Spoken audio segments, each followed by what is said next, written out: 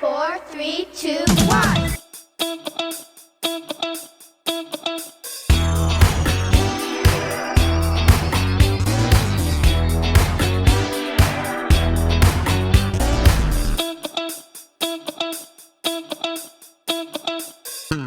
I'm too old for this shit. Hello and welcome to the December episode of the Electronic Eggs Capsule. Joining me as always is Paul. Hello, pleased to be here again, ready for some Christmas chat over the years. Well, and also, as well as that, we've also got the excitement of this is the last month we'll be covering 1985, 95, and 2005, 2015. No one cares about those ones, but yeah. The last time we'll be covering we've been getting very close to finishing the 80s, really. We don't really. We've still got 86, 87, 88, 89. So we're halfway through. I mean, to be fair, we only started in 85. No, but do you know what? It's to go through a full year of this now. You know, it's been quite funny. You know, like on 85 with like now 6. You think now we've had 4, 5, and 6. Oh no, definitely now 5 and 6 while we've been doing these episodes. You know, and then they'll start getting into the pattern where they're putting out 3 a year. Yeah. The pattern they still do to this day after all these years.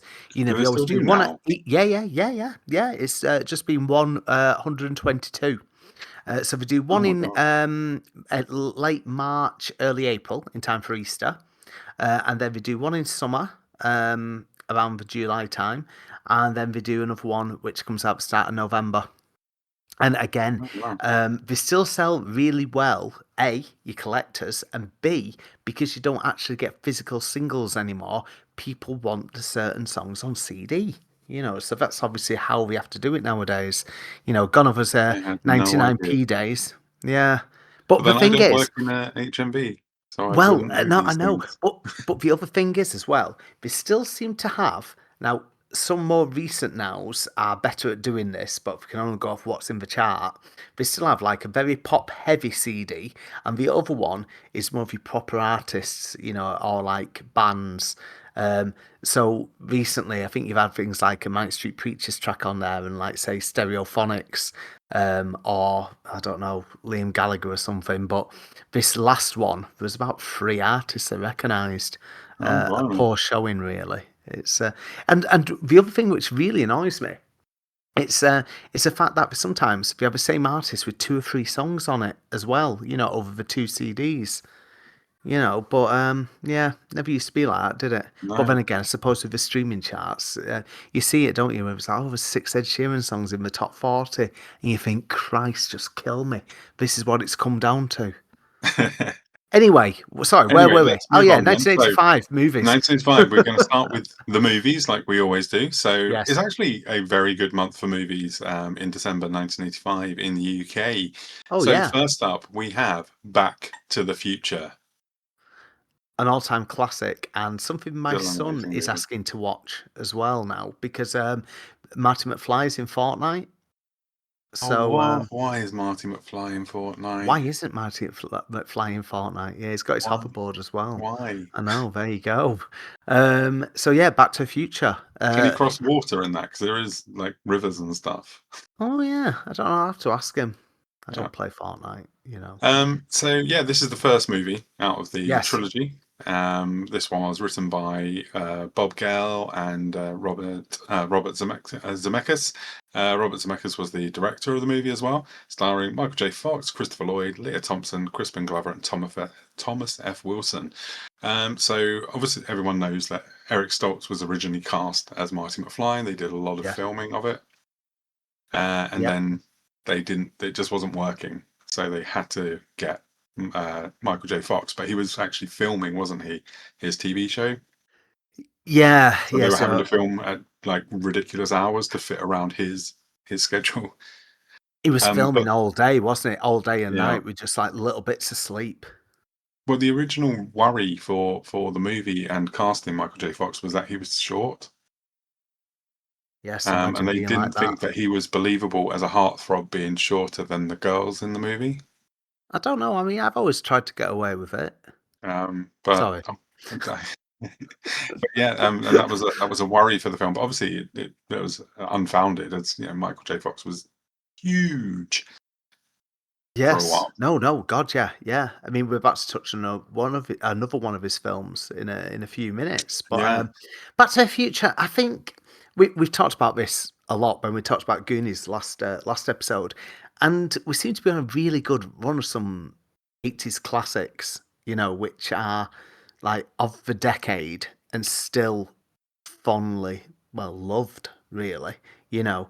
And we've said again before, there's certain films which look and feel 90s, 80s, whatever, and this one really does. But I've not but watched it it for does, quite but it some doesn't as time. well, right? It's a But no, timeless movie, I think. yeah, because obviously it's got a bit of a science and obviously the sci-fi type thing, you know. Um, I'm sure it was you pointed out as well, like the year he goes back to when you're thinking now it'd just be like going back to the 90s for us. Well, it would be 1995 if he went back now, Yeah, and yeah, I'll then take going that. forward into the future would be, 55. Oh God, So nearly yeah. 100 years into the future over when he goes back in time. So yeah, Back to the Future. I mean, did you think the B um sequels to this? Because I remember I must have only been like what 6 or 7 time I watched this. I can't remember where I was first time I ever saw it, but I went you to see know, this in the cinema over that Christmas period in 1985, because I had the sticker album prior to this, yeah. and I See, I have thought the it sticker looked album, like but I the never most amazing completed it. thing in the world. Yeah, yeah. No, it's not best film ever, but it's not bad. I think it's see. I'm probably gonna get Lynch for this. I think it's like a good solid 7. Do you know what I mean? Get the hell out of here. Yeah, there you go. Um, he, no, it's not. It's an amazing movie. It's one of those ones that I think, even with the incestuous undertone, I still think it stands out as an absolutely amazing movie in the year 2025. Like, Well, it's I'm going to be just watching it next week fantastic. anyway. But I will say, so if anyone who's listening hasn't seen Back to the Future, quick rundown. There's Marty McFly is good friends with this Dr. Emmett Brown. Mhm. Dr. Emmett Brown asked Marty to meet him at the Twin Pine Malls in a ridiculous time at night. When he's there, he shows off this DeLorean that he's converted into a time machine. Libyan terrorists come, and then Marty ends up going back in time to 1955. It's also the year that his mother and father met, and lots of hilarity and some quite worrying scenes happen. But yes, it is. It's absolutely brilliant. It's just it's a romp, right? And it really goes by quickly. The movie, No. like the runtime is what just short of 2 hours, but it flies by. Would Um, you agree? yeah, I'm just trying to think. I'm just trying to think because obviously he has to make sure as well. He's sort of like matchmaker for his parents as well, isn't he? Because obviously, if they don't get together, he disappears because he's never Yeah, born. So obviously, it's that sort of like um, like you've seen it in other sci-fi films. So he goes, "Don't mess with anything in the past," because yeah. obviously of the what is it like the butterfly effect? It'll have a knock-on effect with the future. And then I don't know because obviously the thing is with Michael J. Fox here, he's still that sort of like nerdy geeky kid type thing. Like a little bit awkward that he was still doing in films like this. Yeah. But I think he plays the part so well. You couldn't even imagine anyone else being No, Marty. which is why I'm Oh, glad Bob Gale has said that as long as he's alive, there'll never be another Back to the Future movie. the closest you got was a point and click adventure Yeah, which game. was signed off by Bob Gale. Yeah, So, yeah, exactly, exactly. and yeah, Um, he won't ever sign off on a new film, which is weird because he did sign off on the cartoon series, which is like a continuation of Back to the Future 3. well, the other one was thingy as well. Like, oh god, what's it? Adam Koralik. I interviewed him for Pixel Addict, and he put all the cutscenes from the Back to the Future game together, like without all the trying to solve puzzles and things, and he uploaded it again with the blessing of, I think it was some Telltale, and I put it out as like Back to the Future 4. Mm. It's like seamless, so you can just basically watch it all. Oh, Because it's cool. none of a what do I do next? What do I do next? He said that was one of his most popular videos. But we're going back almost 10 years ago when he did that. But I was like, oh, that's quite cool. A way to get another Back to the Future film. But anyway, better move on. We're still got a Well, quick before we lot do to go move on, through. have you Oh, go seen on. Bob Gel's directorial debut? It's his only movie he ever directed. What's it called? Interstate 60. No, never So even heard of that. it's got James Marsden, Gary Oldman, Amy Smart, Christopher Lloyd's in it as well. Okay. Yeah, and there's also a cameo with Michael J. Fox as well in the movie. Interstate 60. It's 2002, and it's as weird as a concept as Back to the Future. So it's really really funny movie actually. No, I've never seen this. I'm just looking at the cover of it now. You have to watch it. As well. Okay. Yeah, it even says from the creator of Back to the Future. Yeah, Well, so it's Back like a to the Future. It's just obviously how I speak. Back to the Future.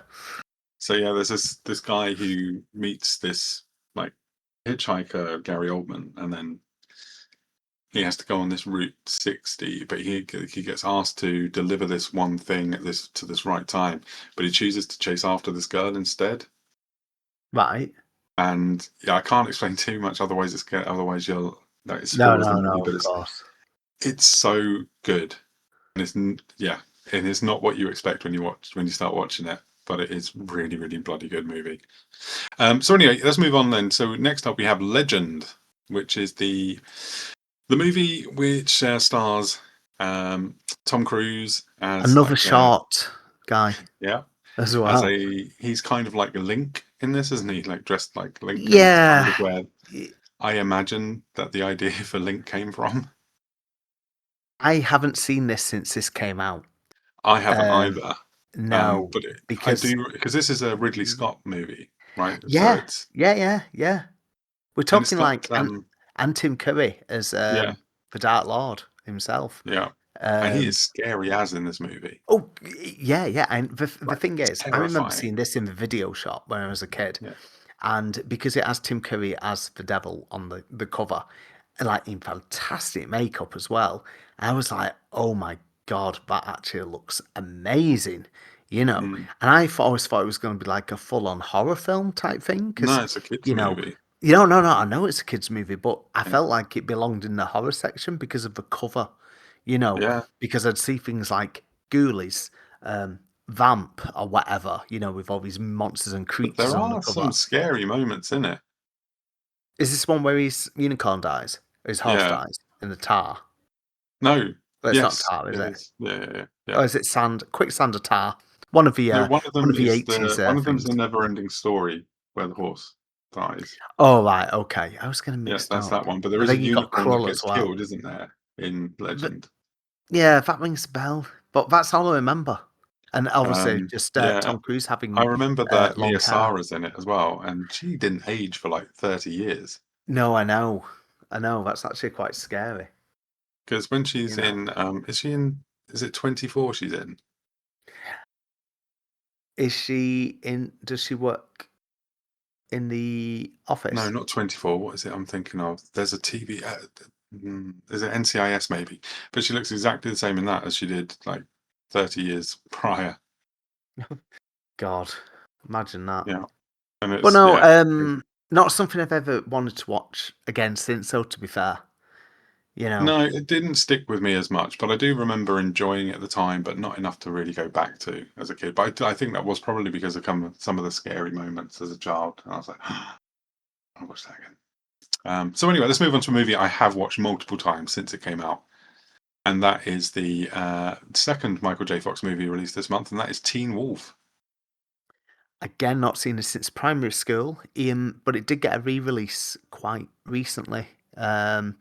and loads of people were buying. Well, I say loads, quite a few people were buying this, because it's still seen as a bit of an 80s classic, Yeah. more than the sequel.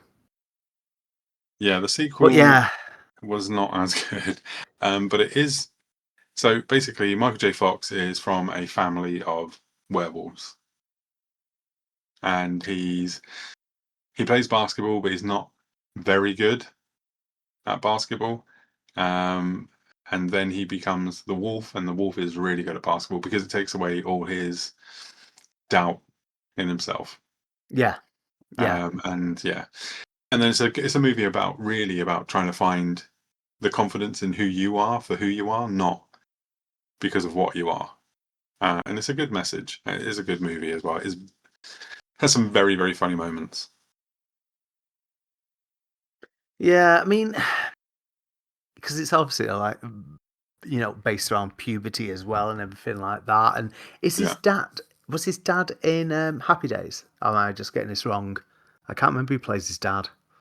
His dad was, what else was he in? He was in, because James Hampton, isn't it? And he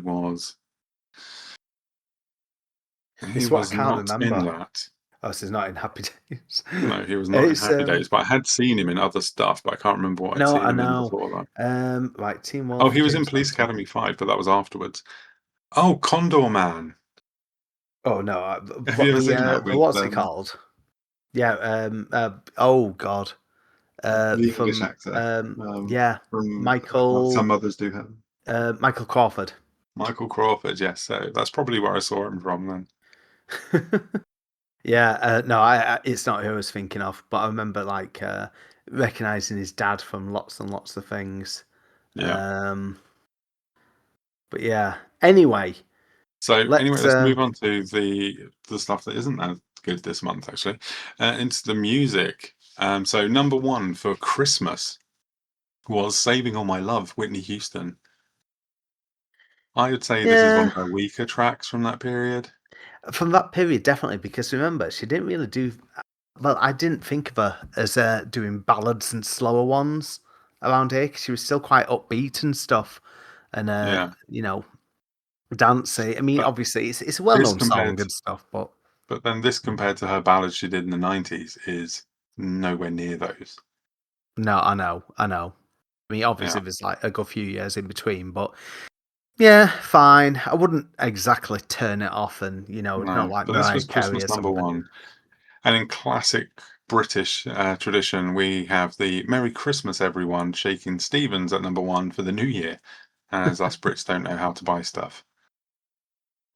God, I just don't like Shaking Stevens. I was just so he's dead cheesy, even as a kid.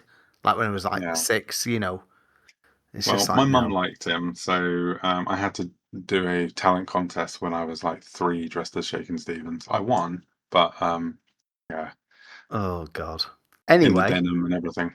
So then albums we have Now Six. Wasn't that number one last month as well? I forget. yeah, I think it was. I Yeah. mean, like I say, they hung around for a bit, and at the time, if we're only doing say 2 nows a year, Yeah. which just fit in. But 83 would have had 2, 84 would have had 3 and 4, and 5 and 6 in 85. So next year we should get 7 and 8, and then I think we Yeah. start upping it a bit. But anyway, And yeah, next, we just also have Now, the Christmas album, which has the track listings of Band Aid, Do They Know It's Christmas? Roy Wood with Wizard, I Wish It Could Be Christmas Every Day. Slade, Merry Christmas, Everybody. Wham, Last Christmas. Elton John, Step Into Christmas. Mike Oldfield, In Dulce Jubileo. No. oh god, Gary Glitter, Another Rock and Roll Christmas, which never gets played anymore for some reason. oh wow, Paul yeah. McCartney, Wonderful Christmas Time. Shakin' Stevens, Blue Christmas, which for years and years I Blue thought that was Elvis Christmas. Presley. Um, John Lennon and the Plastic Ono Band, Happy Christmas, War is Over. War is over. Greg Lake, I Believe in Father Christmas. Chris de Burgh, A Spaceman Came Traveling. I Jonah do like that Louis, song still.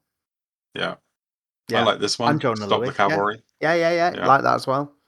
Yeah, The Beach Boys, Little Saint Nick, I don't really like that as a Christmas song.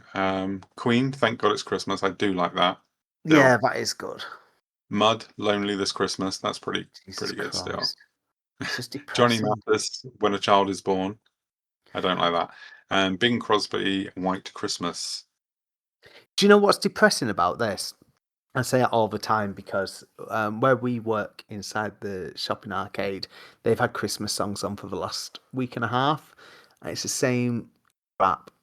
And basically, now's Christmas album that's out now, currently, it gets reissued every single year. I don't think anything gets added to it. I don't think anything after the 90s has been added to it. There's very You few know? Christmas songs that are being released. I mean, there's No, I been don't. No, no, one no. by But that's just it. Ariana Grande, Coldplay have done one, and then there's that terrible one with Hell. Elton John and Ed Sheeran. Honestly, But I don't think right. there's many See, more. you say things like that, and that makes me hate Christmas music even more than I do already. Going, oh, you've had a few new ones. Elton John and Ed Sheeran. Oh, God. Coldplay. Fucking hell. Take the turkey out of the oven. I need to climb in there myself. Jesus Christ. Oh, God. Fucking Christmas music. Oh, God, I hate it. Oh. Yeah, I'm Anyway, not a let's move massive on fan, but there are quickly. some songs I do like. So what I was thinking, Paul, for TV, usually, obviously, we do the debuts of what's on Yeah. television. Yeah. There actually was a debut in this list. So what I've decided to do is do the Christmas Day listings for BBC One and ITV, mostly because they're more easy to find than Channel 4 and BBC Two. Yeah. So we'll go through BBC One first on Christmas Day. And we'll do it at the time they start, but we won't talk about everything. But if there is something we want to talk about, we can talk about it. So first up at 8:35 a.m. we had Play School. Bearing in mind, we would have probably already been up for about 3 hours by this I point. know it's late, isn't it? It's a late Yeah, start. I know. Presents are open. There's wrapping paper everywhere. You're annoyed because your new toys haven't got the batteries because your parents have been too short-sighted to actually think we better buy batteries for this.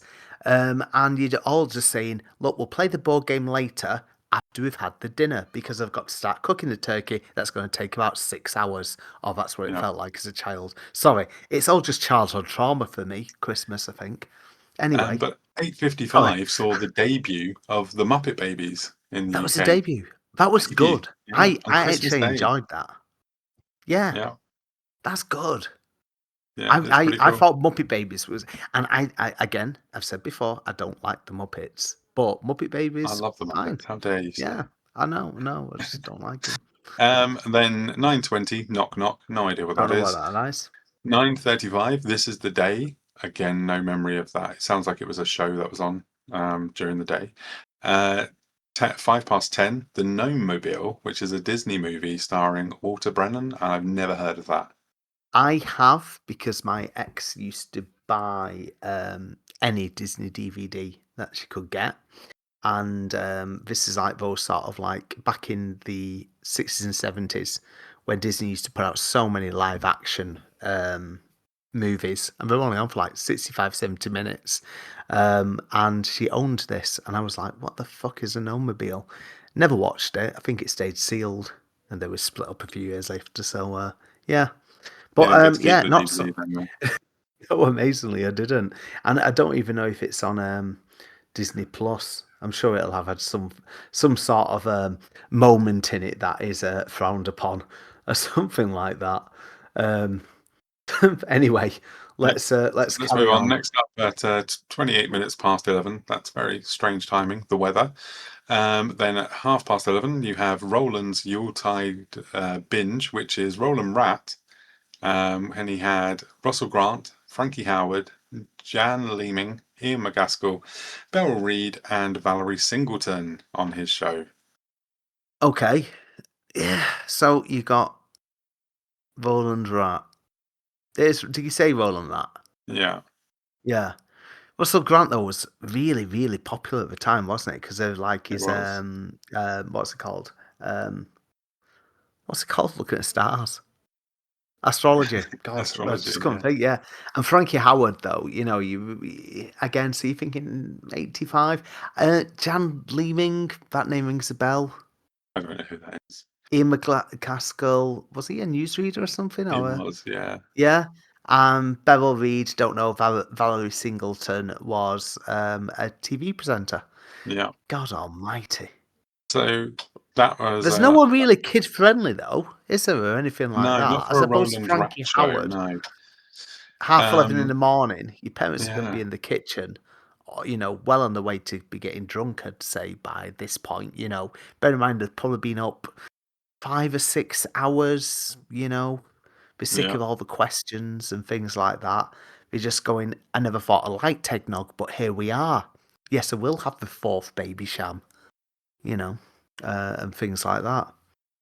What's next? Next, at 5 to 12, you had the Noel Edmonds live Christmas broadcast, Christmas breakfast show, which is like just before lunch, from the top of the British Telecom Tower, includes the first live television satellite broadcast from the Sudan, in which British relief workers are linked with their families in this country.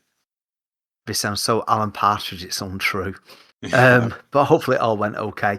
But again, Noel Edmonds, massive. And I don't know, it's funny, isn't it, when you see the British Telecom Tower? I know. Like you can imagine like live from the British Telecom Tower, it's Noel Edmonds. Happy Christmas and things, and you're like, oh God. But again, everyone knew who he was. So again, we've got big names, Roland Rat, um, and Noel Edmonds. Anyway, I'm not trying to say the same because No, obviously this one's a that show puppet, but lasted for 2 hours because at 2 o'clock it's the Top of the Pops Christmas party, which lasts cool. an hour until we have the Queen's speech. Yep. 3:10, the children's the royal variety performance in the presence of Princess Margaret. Obviously not Lizzie because she's at home doing doing the Yep. speech to the Yep. Commonwealth. And it was introduced by Mike Smith. And Um, that's probably the most boring bland name ever, is it? Mike Smith. Thanks, mate. Um, Sorry. his guests You're include Chris Roy Smith. Castle. I am Chris Smith. Roy Castle, absolute legend. I miss him still to this day. Yeah, I Uh, like Troy Castle. Jan Francis, Yep. Rolf Harris, Wrongen, Oh God. Paul Nicholas. Oh, I know who Paul Nicholas is. He's that guy with the He was curly in hair. EastEnders, wasn't he? No? No, that's No. Paul Nichols. Oh, right, okay. Yeah, He was Paul born. Nicholas was the guy with the curly hair, blonde curly Okay. hair, who was in Okay, lots yeah. of things. Sue Pollard, Yeah, from Heidi High. Yeah. Gian Samarco, Don't know. and Wayne Sleep. The dancer guy. Yeah. Yeah, okay. And Right, that let's was go. followed by a All Creatures Great and Small feature-length episode. The original run, not the rebooted one, Yeah, which is on its fourth or fifth season. yeah. Then we have the news with Moira Stewart, Okay. who still 5 minutes of that. she was such a great newscaster. Oh yeah, yeah, yeah. She's a big name, definitely. Gosh, she was so good. A new series of Heidi High premiered on Christmas Day at 6:30. Yeah, I used to watch Heidi High. Yeah, I It's the did same too. typical. It's the same sort of comedies, your hello, hello, and things like that. A bit Yeah, slapsticky and stuff. But yeah, easy enough to watch. yeah. At Right? 7:30, Only Fools and Horses with their first feature-length episode, where Del Boy accepts a commission to go to Amsterdam to collect a cache of diamonds, only to discover that the boys in blue have knowledge of the proposed trip and seal off the ports. Okay. Some of those are really, really good. You look at that, an hour and a half of that as well. Yeah, I know, pretty good, isn't it? Yeah. And then Mm. we got at 9 o'clock, The Two Ronnies, a new series. That's brilliant. Do you know what's surprising as well? The fact is that even in 1985, we're still doing a new series because they can't have done too much more after 85. But I loved the two I love The Ronnies. Two Ronnies so My much. grandma and granddad got me into them, and honestly, the sketches, the double entendres, they were just so quick and funny. And anytime I see anything now on like UK Gold or whatever it's called now, it's still always it still has me laughing. Even They more are so very as funny even yeah, today. exactly, Like, exactly. yeah. You It's like if know, you go back and watch Porridge, Porridge is really good as well. yeah, And yeah, Open All no, no, Hours with, yeah, that's so no, good. with you on that. That. Do you know what though? That is a good couple of hours. Well, almost 3 hours of. If I Good was a comedy kid, entertainment. Yeah, well, yeah, 3.5 hours there. That's not yeah. bad at all. Yeah, Then we got the news again with Moira Stewart pulling a double yeah, shift on Christmas Day. God yeah. bless her. Yeah. I know. Then we got 10 p.m. Wogan. Terry Wogan is in Denver with a cast of Dynasty or Dynasty, pretend, however you want to say it. Okay. Yeah. And then at 10:40, you have The Absence of Malice, which is a 1981 film starring Paul Newman and Sally Field. Don't know it. And then they close out the day with The Weather.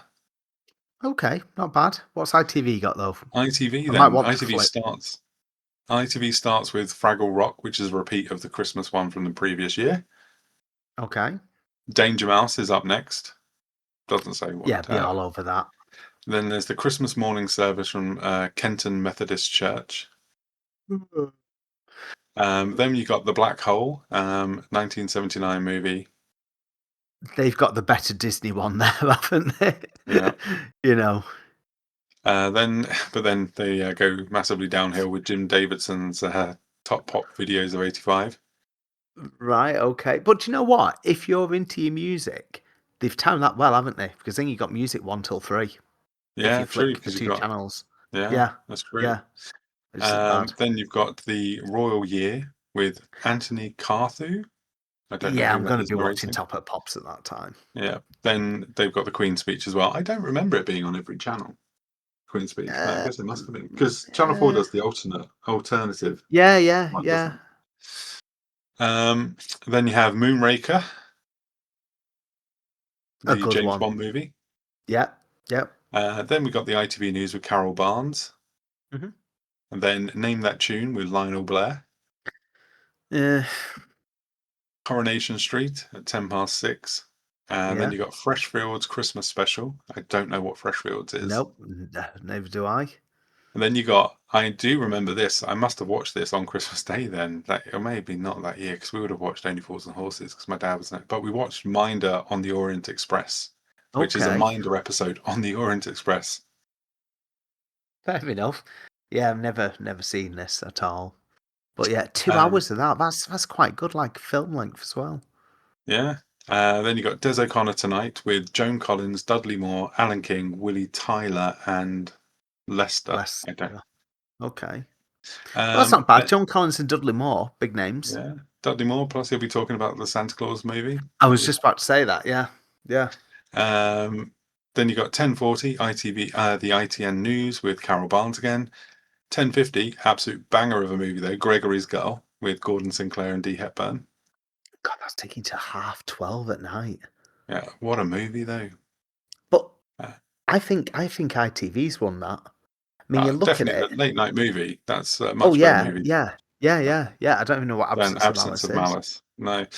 And then they've closed out their day with Christmas Night's Thoughts from St Mary's Church, Wimbledon, with Alec McGowan, Paul Miles Kingston.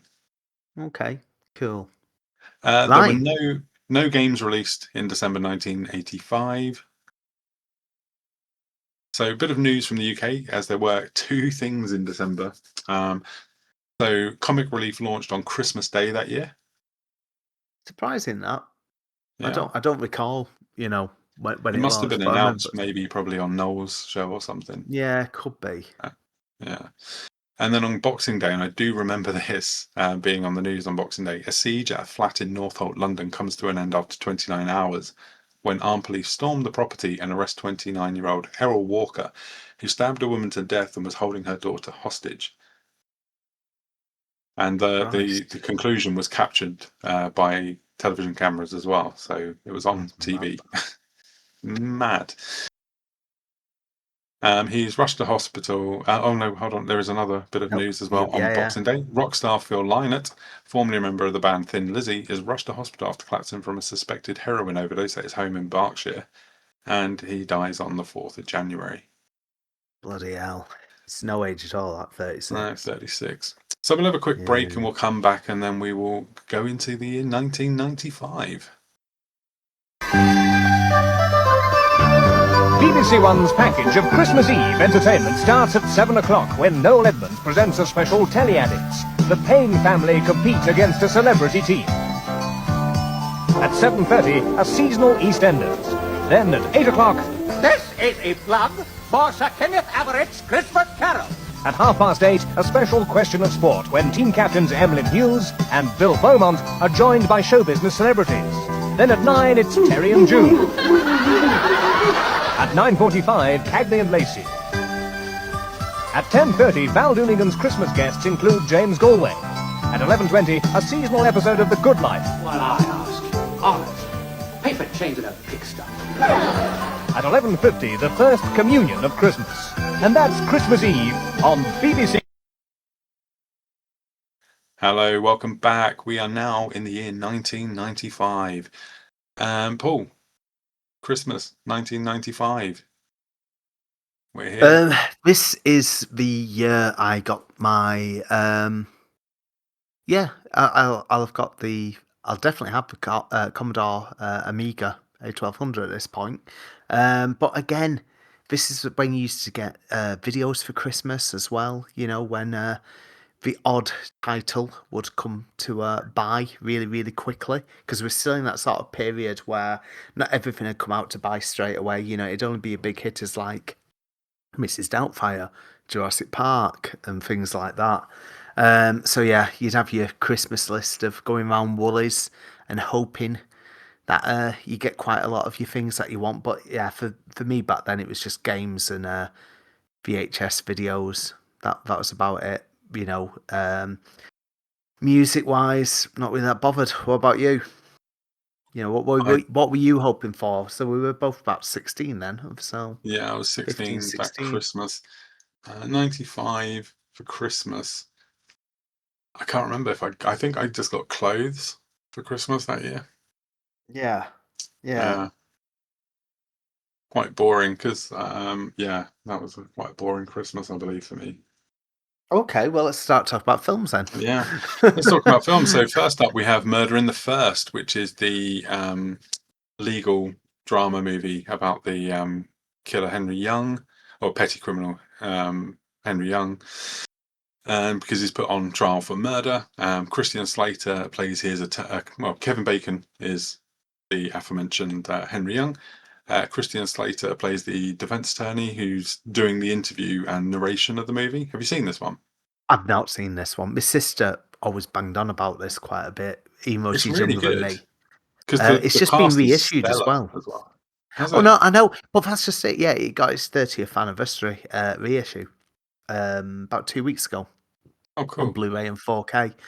So yeah, it's not one I've ever watched, but I know she really rates it, you know, and things like that. But again, I thought the cast would have taught me into it because I like both those people, Kevin Bacon and Christian Slater. Well, you got Gary Oldman as well. William H. Macy's in it. Yeah, that is a really good cast. Yeah, it's a really, really good movie, actually. One definitely worth trying to track down and watch, because Christian Slater, this is before he sort of checks out and stops really giving a shit about what he's in. Yeah.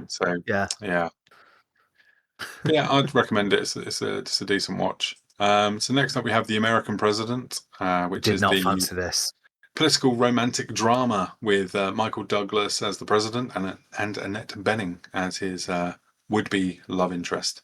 It also does star as well Martin Sheen, Michael J. Fox, Richard Dreyfuss.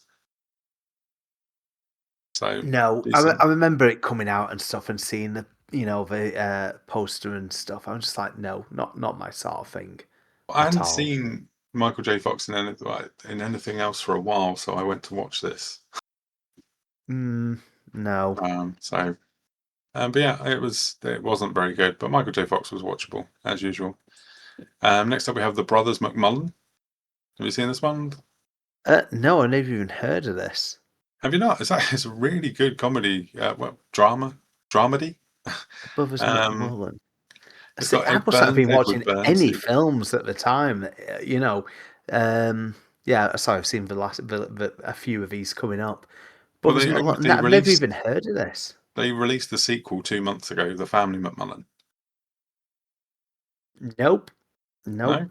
I don't know this at all.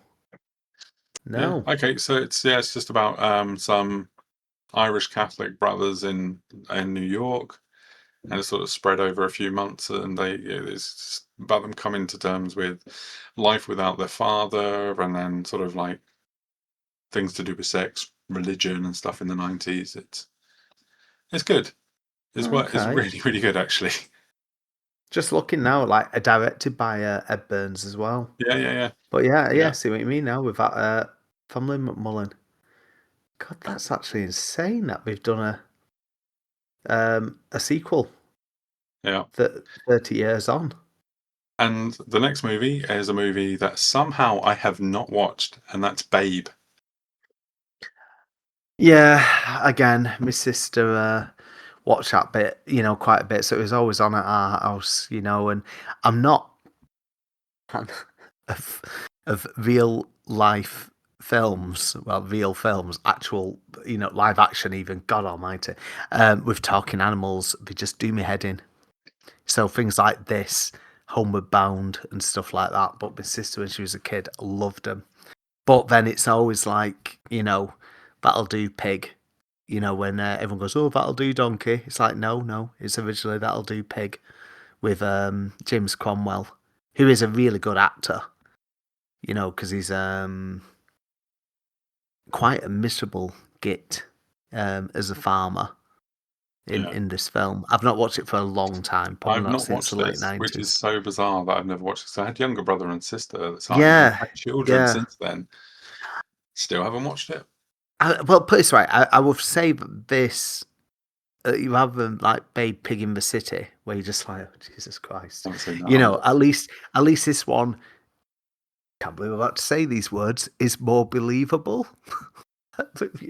And by that I don't mean a talking pig or a sheep pig, but it's like, I don't know, it's a funny one, isn't it? Because it's like Charlotte's Web, it's just a load of talking animals like living as a family and in a community, and trying to help each other, or like you do in real life, have adversaries with other animals or people in the group and stuff. And obviously it's just about Babe the pig winning around, proving that they can be useful. I can't remember if Babe's mum dies in it or anything like that, but Well, don't spoil it for me. yeah, I know, in I case might you end ever up watch watching it. it. I still have children. Yes, there you go. Yeah, so the next movie is Four Rooms, which I think is actually really, really good. Not watched this since probably about 96, 97. Again, because I've quite liked Tim Roth, and I only really became aware of Tim Roth through Reservoir Dogs. Yeah. And again, because it had a Tarantino link as well for this one as well. Well, and it's so it's Madonna four as well in it. movies. Yeah. It's four movies split into one movie split with four different movies, so four different directors: Alison Anders, Alexandra Rockwell, Robert Rodriguez, and Quentin Tarantino are the four directors. There are these four movies in it that all revolve around the bellhop, who's played by Tim Roth. Yeah. What's his name? Is it Ted? I think it is. Anyway, it doesn't matter what his name is. But yeah, so the first one is the honeymoon suite, which is the missing ingredient. Then you have Room 404, The Wrong Man, Room 309, The Misbehavers, which is my favorite. That's the Robert Rodriguez one. That's the one with Antonio Banderas as the dad, and Tim Roth ends up having to look after the children while his parents go off to party on New Year's Eve. Yeah, that rings a bell. Yeah, it's really, really good. And then The Misbehavers, which is not The Misbehavers, The Penthouse, The Man from Hollywood, is the Tarantino directed one.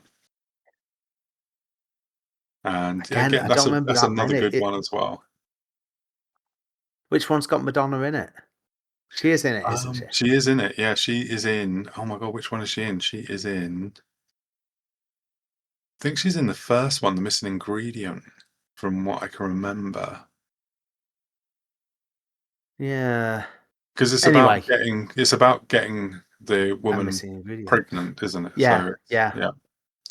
Yeah, that makes sense. Yeah, because it's like it's like witchcrafty thing, isn't it? And she needs the semen, and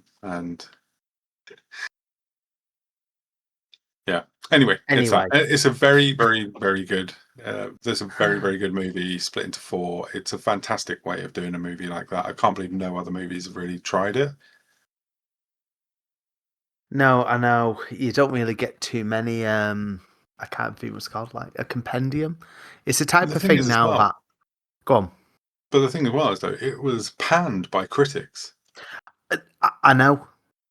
I know. No, no. But if you watch it, you're like, why were they panning this? It's actually really good. It tells a night of a bellhop through 4 different stories of what would, and it makes sense as a thing. You know, the bellhop's going to see all this different stuff, and it's not. Yeah, I mean, I really remember like it. renting this out. It must have been from like Blockbuster, at the time, or if it was still under Ritz by say '96 or something like that, But yeah, it's one of those I've thought about. Oh, I should try and watch it again. I've had it on DVD, in the last few years, and then It's got to because be I on never got around Disney, to right? watching it, moved Because up because it's a it's Miramax Buena movie. Vista. Yeah. Maybe. Do you Have to remember have a those days look. when Disney used to have like the Miramax ones for their more adult movies? Yes, I do. Like again because that was Con Air and things like that. Yeah. You know. So the last one Anyway, then is the sequel, Ace Ventura: When Nature Calls. okay. Not as I don't. Well, I've tried to watch it recently. Like a couple of years ago, and I don't know. Like a lot of the Jim Carrey stuff, I can still watch and really, really enjoy. But the Ace Ventura ones, both films, Well, the sort of first just make one me is quite, cringe. yeah, the first one, especially with the, the Yeah, surprise yeah, thing in it. yeah, That's hard to yeah. watch in 2025. But There's this there's a one, few bits I like didn't it like that this when it came out. I still don't think it's great though because is this a bit with thing in it? Is he parks his car? I still remember that, like a glove. And there's another bit where he's in like a 4x4 or a monster truck It's not a or is it a something. monster truck It's though in not. this one? I Oh can't remember, God but knows. in this one is the Anyway, thing I don't like about this is there are funny moments in this movie, but it drags. Like it really drags on, and you're like, God, this is how is this only like an hour and a half long? It feels like it's been going on for about 6 hours. But yeah, there you are don't some want. funny moments, but it's not a good movie. It's really crap, I think. Yeah, no, I just again, I've never been bothered about watching them again. It's because thought with it being stupid humour, I'll show Theo. And this must have been about a year ago, maybe two. And I remember having to fast forward some bits, you know. But compare this to the likes of Dumb and Dumber, which is infinitely better and still funny. Yeah. It's just this is sort of still in its in Jim Carrey's ascendancy. Like with Is it 96 he does the cable guy? yes, yeah. Because that is when you're sort of like, oh, okay, Nice. Yeah, because he's getting really good now. yeah, because again they said though, I seem to remember saying with the second Ace Ventura compared to what it earned with the first one, because he'd had so many hits with things like The Mask, Dumb and Dumber, Yeah, it was like right, and I want a lot more money for this one, yeah. you know. And again, we never got another game. Sorry, we never got another film, but we have a TV series. And I saw recently there was a point and click adventure game. I did not know that. Neither did I. That was on So a let's move point on and to click thing. music then. Anyway, yeah, go for Yeah. it.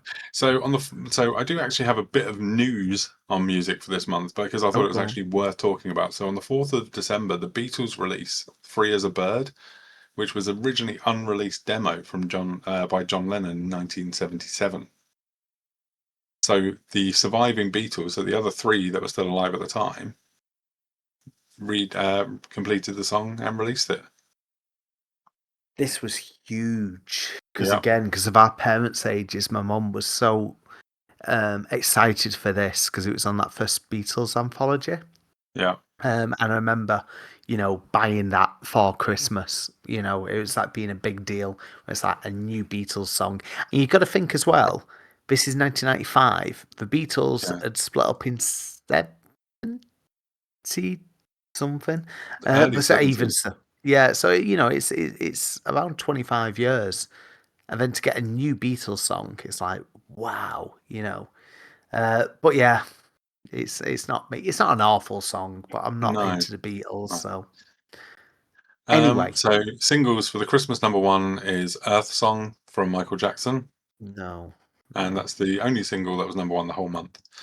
And albums, we still have Robson and Jerome, the only number one for the month of December. Ugh. Right.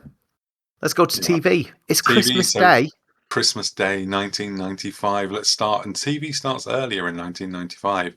6 a.m. But remember, we're older. We're not going to be as excitable to wake up at 6 o'clock anymore. I had two younger siblings who were 95. Right, One would have been 6 and the other would have been... No, hold on. No, how old would my brother be? No, my brother would have been 9. No, he would have been 11, sorry. No, he was 11 and my sister was 9. That's it. So they were still quite young, so we were up quite early. So Poddington Peas was on, which was a repeat, apparently. Okay. Bump's Christmas Story. This is all by 6:05 in the morning. Then the Moomins were on at 6:15. 6:40, White Christmas Animation. Don't know what that is. 7:10, Playdays, which is a repeat. 7:30, PJ's Unfunny Bunny Christmas. Don't know that. 7:55, McGee and Me. Right. 8:15, The Flintstones. Fred and Barney stage a prehistoric version of A Christmas Carol. I have seen that one. I do remember seeing the Christmas Carol with the Flintstones. Yeah, it'd be something, a bit better. The quality's just jumped up a bit. Yeah. And now, 9:25 in the morning, The Movie Game, a Christmas special of the film quiz with the most 90s cast you can imagine. Donna Rare, Toby Anstis, Claire Buckfield, Mark Curry, Mark Evans, Natalie Poyser, Judy Simpson, and John Barrowman. Like, how 90s is that? John Barrowman was around in 1995. He was doing loads of stuff back then. Really? Wow. Yeah, he was on loads of different things back then. No, I did not know that. Yeah. Well, that's not bad. I'd watch Flintstones and I watch Movie Game. Even now, I'd be like, yeah, go on. Yeah. Then we have Christmas Day in the Morning with Don McLean, Lord Montagu, and the residents of the Bellew Estate with a festive mix of carols, readings, and prayers. Guests include Harry Seacombe, Ruth Maddock, Clive Mantell, and the BBC Choir Girl of the Year, Tabitha Watling. Yeah. Yeah. 10:55, The Never-Ending Story is the Christmas morning movie. Mm-hmm. 12:25, Neighbours, where various residents desire to seize the day, whatever that means. 10:01, News and Weather, and then that's followed by Top of the Pops, where Bjork and Jack D introduce the biggest selling songs of 1995, plus the Christmas Day number one, which we know is Michael Jackson. Yeah. Yeah. We then have Only Fools and Horses at 5:02, with which is Mother Nature's Son, a special Christmas edition from 1992. That's the Peckham Spring bottled water one, I think. Okay. Where they're just trying to sell it as a special mineral water, but really it's just from the tap or something like that. Yeah, obviously it's another scam. Anyway. Then 3 o'clock. What's on at 3 o'clock? The Queen's Speech, as usual, mate. Every year, like clockwork. Every year. Yeah, there we go. Not anymore, though, obviously, sadly. No. We have to listen to Charles drone on. 3:10, Noel's Christmas Presents. He's still going in 95. Listen to him. With the help of Cliff Richard and the cast of Riverdance, Noel Edmond brings the surprises to deserving people, including a trip for a group of underprivileged children to meet the real Santa Claus in Lapland. Yeah. Again, he was good, still isn't he? No, but he's good at this. Yeah, and bear in mind, he's been around since the 70s. He's just... I can't believe I'm about to say it. It's just a safe pair of hands. It's like I'm trying to give him a job or something like that. But yeah, it's just like a safe pair of hands. Get Edmonds on the phone, Yeah. Then we've got the news and weather. Then at 4:30, there's the Hook, the movie, which is a premiere, apparently. That's like 4 years later than when it came out. But that's what I'm about to say. But that's a late premiere. But that was what it used to be like, where you're like going, oh, wow, because that had come out like summer of 91. So it's still, like you say, 4 years more or less. And yeah, I get it. That's the ages. But I reckon that would have only come out to buy in like 92. But I don't know. I don't know what the terrestrial stations would have had to have paid for things like that, because their new premieres were always about 4 years old. But I remember when they used to make something like a massive deal of, say, getting Titanic, and it was only, say, 3 years old. It's like, oh, Titanic on terrestrial TV. We've had to put the TV license up by Thing is, by the time it was on 20% to pay for TV, it. it was still in the cinema. Titanic. It was on. Yeah, It was in the it was cinema for on so everything. long. Yeah. Oh God, yeah. So next up, then we Yes. go. Next up is Auntie's Brand New Bloomers. The secrets of some of the BBC's most popular and prestigious programs are revealed when Terry Wogan digs out classic clips from the archives. Fine. Easy to watch. Yeah, 7:30, EastEnders, the first of tonight's two offerings from Albert Square. The Vic is full of Christmas cheer while the Fowlers put on a brave face. Pat's plans for a perfect Christmas take an unexpected turn. I Okay. wasn't watching EastEnders, so I have no idea. 8 p.m, keeping up appearances. Plans to hold a pageant don't go quite as hyacinth anticipated. Could this be remotely connected to the fact she is organising it? Hate this show. 8:30, EastEnders, the second part of that episode. Why they didn't just do an hour-long one? No, I was just thinking the same. No, instead they just put a really crappy comedy sitcom slap bang in the middle. Then at 9 p.m, One Foot in the Grave, The Wisdom of the Witch. Yeah, cool. I never really watched One Foot in the Grave. It's one of I those used where to you just enjoy watch it the quite a lot. I episodes. thought Richard Wilson and was it Annette Crosby, wasn't it? Yeah, Crosby? yeah. Yeah, she was really good as well. Then at 10 p.m, we got the news with Peter Sissons. Yes, cool. 10:10, the movie Indecent Proposal. Very, very festive. That's a premiere as well. Yeah, but 1993 for that one. So that one is quite new. This is what I was trying to get to before, and there we go. We got a really good example. This, I would actually say, is a premiere, because remember, at this time in 1995, things have got to go on Sky Movies first, and they took almost a year to go on to Sky Movies. So to get this 2 years old, it's not bad going at all.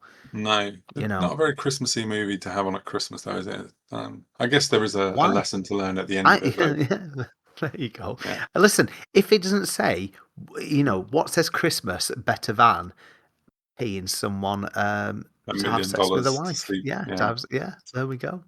That To be is the fair, if spirit Robert of Redford Christmas. did that, I'd be like, can I at least watch you, Robert? Not now, obviously he's dead, but before. No. Anyway, at midnight, I Hate Christmas, Let's a move tale of on. the true spirit of Christmas. God, I could have done that one myself. 12:05, the greatest music party in the world. Citation needed. Okay. But let's just go through this. So this was a concert at the NEC in Birmingham, which includes David Bowie. Yeah. Fantastic. Rod Stewart has some bangers, to be fair. Yeah, he's average. Diana Ross, like Soul to Soul, Yeah. The Lightning Seeds, Des'ree, Echo Belly, Alanis Morissette, Alana Miles, Curtis Stigers, and Diana King. I would say every single person there has got a couple of songs that I like. Yeah. So, well, Bowie, so many I like of his. But that's a really good thing. I would have stayed up and watched that if I'd known that was on. Yeah, an I need to hour go and a back and tell half. me. Yeah. And then we have the weather, and then close down at 1:40 Close in the down. morning. Yes, TV used to close down for young people listening. Yes. ITV starting again 6:00 with GMTV, which was Good Morning Television. Then features special news, Barney, which was that big dinosaur fella. Tom and Jerry Kids. What is Tom and Jerry Kids? It was just basically Tom and Jerry as youngsters. It was awful. So it's just younger Tom and younger Jerry. Do they need to be younger? No, exactly. I think at times they're a bit more friends. No, exactly. It's just almost like an origin story. Just crap. Jeez. Next up is a cartoon I absolutely loved, and I probably would have watched this. Good. Galaxy High. Sorry, yeah. Then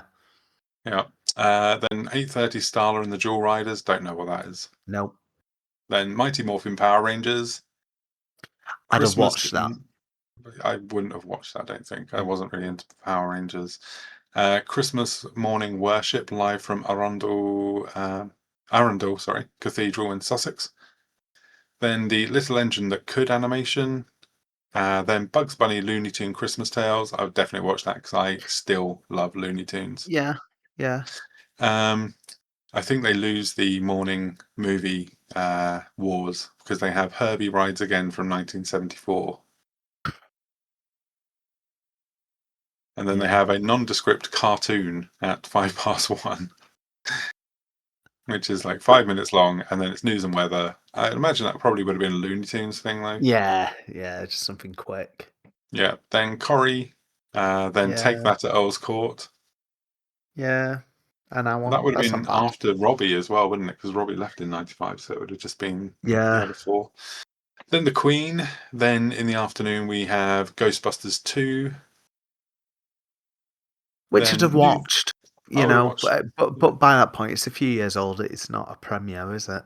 No. Then News and Weather. Then The Wind in the Willows animation. I would have probably watched that because I love the book. Christmas in Coronation Street at 6:30. Then 7:30 Robson and Jerome Christmas Special. One to avoid there. Christ, God, yeah. Just in case you're not sick of the music being everywhere. Then 8:00 the movie on ITV is Sister Act, which is a good movie, to be fair. It was on recently Premiere as well on television. Yeah, it's not bad. It's not bad, and again, quite a recent film. How things were done back then. Then we got News and Weather. Then Outside Edge. I guess that's a TV show from the 90s. Don't know it. And then we have 2 premieres in a row movies. So 11:00 Scenes from a Mall, which is a Woody Allen movie, which has Bette Midler in it. Don't know it. I've not seen that one. Trenchcoat, starring Margot Kidder from 1983, which is a premiere on the TV. Finally, we've got the rights. Put it on. Margot Kidder's Trenchcoat. Yeah. I know. Then at 2:15 Better give it back to in the her. morning, Cartouche, starring Jean-Paul Belmondo. And Don't then know at it. 4:15 in the morning, the Snow White from 1989. Don't know what that is. God Almighty! What a weird thing just to chuck a load of stuff on like so late at night. Going, oh, any film fans? You in for a treat? Someone's there in the thing. They found behind like an old box somewhere. Like, did we ever put Trenchcoat on the TV at all when we got the rights for it? I don't know. Oh no, we just found it. Oh, there we go. We're lucky. Well, we got a 2-hour slot. Should we put it on? Yeah, okay. It says Trenchcoat, an aspiring mystery writer becomes accidentally embroiled in an international plot during a 2-week stay in Malta. Ooh, 5.2 out of 10. Nice. Yeah, Worth and staying up for then. Robert Hayes from Airplane also in there, and David Suchet, Poirot. Oh yeah. Yeah. Oh. Anyway, no games I don't think we were missed released anything. in 1995, and in Christmas 1995. So the news: 2nd of December, rogue trader Nick Leeson is jailed for 6.5 years in Singapore on a double fraud charge relating to the recent financial collapse of Barings Bank. Okay. Yeah, there is the movie, isn't there, about Nick Leeson? Is it Ewan McGregor? Yeah. I'm going to quickly just touch on rogue trader, isn't it? Sorry. Yeah, that's it. With Ewan McGregor. Yeah. Yeah. Oh God, yeah. That came out very late 90s, early 90s. Back when there was like this sort of like little influx of UK made films. But yeah, I've never watched it. Yeah, but yeah, that's it. It's called Rogue Trader. Yeah, I think I have watched it because I do remember the whole Nick Leeson thing in the 90s. So let's have a quick break and we'll come back in the year 2005. I was going to say the magazine, but oh yes, it's okay. Yes, no, we will do games. We will do games only because we've got a bit of game chat. So before we go to 2005, I forgot about this. It's only. I know. See, it's new. It's still new. So again, we started this last episode. So we decided to look at CVG mainly because obviously it was the go-to magazine for multi-format stuff in the 90s and 80s as well. So we're looking at December 1995, which has got Street Fighter Alpha on PlayStation 1, and they've gone like massive with this, giving it 6 pages, at the intro of the mag. Did you ever play that? I mean, this is probably the last Street Fighter game I actually bought new. Yeah, yeah, I would have played that. Yeah, You know, I've played all of them. So yeah, no, I think okay. this one was okay, but it's the sequel, the next one that's the really good one. Yeah, the second one. Yeah, I've Yeah, still actually kept that one in my collection. And like the again, that was first, like bought back Street in the Fighter day. Alpha is really bare bones. Um, Yeah, and then when you get to Alpha 2, but I loved the art style for the Alpha series. Like it's the best art style in the Street Fighter series. I think what I liked is as well is because it seemed like a big jump up from Super Street Fighter 2 by finally be given the roster a massive shake up. Because I think by that point, after four years, call it, of Street Fighter 2 characters, you sort of like you just want a bit of a refresh. But yeah, you can see, I mean, obviously one-on-one beat 'em ups were like really popular in the arcades, so to get things like that on your home console were always going to be exciting. And they seem to be coming out quite quickly as well, because consoles had caught up more or less to the arcades as well. So yeah, obviously it makes sense to have that on the cover. The other top stories were it was 1 month until the N64 was going to be fully unveiled in Japan, which Yeah, surprised me because I'm like just going, God, end of 1995, and I just started going, it seems so long ago, but because it was so late to the UK, like we had to wait over another year till it came out in the UK, yeah, but like I think the SNES scene was starting to wind down a little bit, even though we had like, the magazines and the Super Nintendo were all fading away and everything, even beloved Super Play. Um, but the most exciting news, I remember seeing this, was a couple of screenshots for Resident Evil on PlayStation, and I was like, oh my God, this game looks amazing.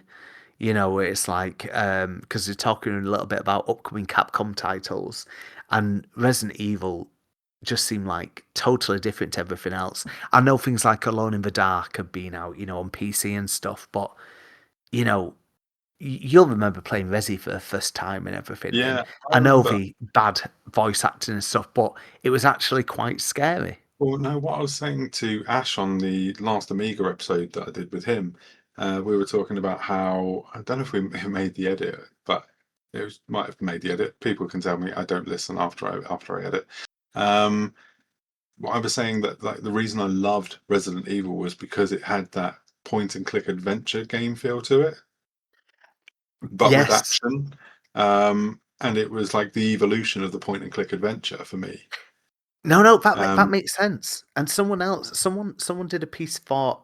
I know I'm jumping in, but someone did a piece about for Pixel Addict, and they said when they were a kid they loved Dizzy games, right? Which is obviously solving puzzles, pick this up or whatever. And yeah, then we said the next game series they loved was Resident Evil because of that. Pick up this to then go and find out where to use it, then yeah, running backwards and forwards. And I was like, I'd never really thought of it. But like you said, it's that point and click adventure type thing with action, yeah. you know? And that's exactly what it felt like. And it's like they complete, obviously Resident Evil 4 got rid of that. Um, Mm. and it became, well, I don't know, actually, Resident Evil 4 probably was the last one to keep it a little bit with because they still had the little bit of the puzzles and stuff like that in there and the item management as well. But it's like Yeah. the more modern Resident Evil has got rid of any any remnants of that style of game. No, Even the no. But remakes of 2 and 3 and 4 and nothing like that.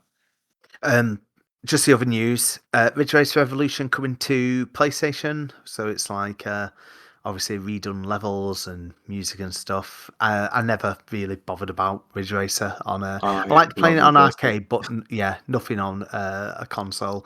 King of Fighters 95 coming to Saturn. Again, you want these one-on-one beat 'em ups in your home.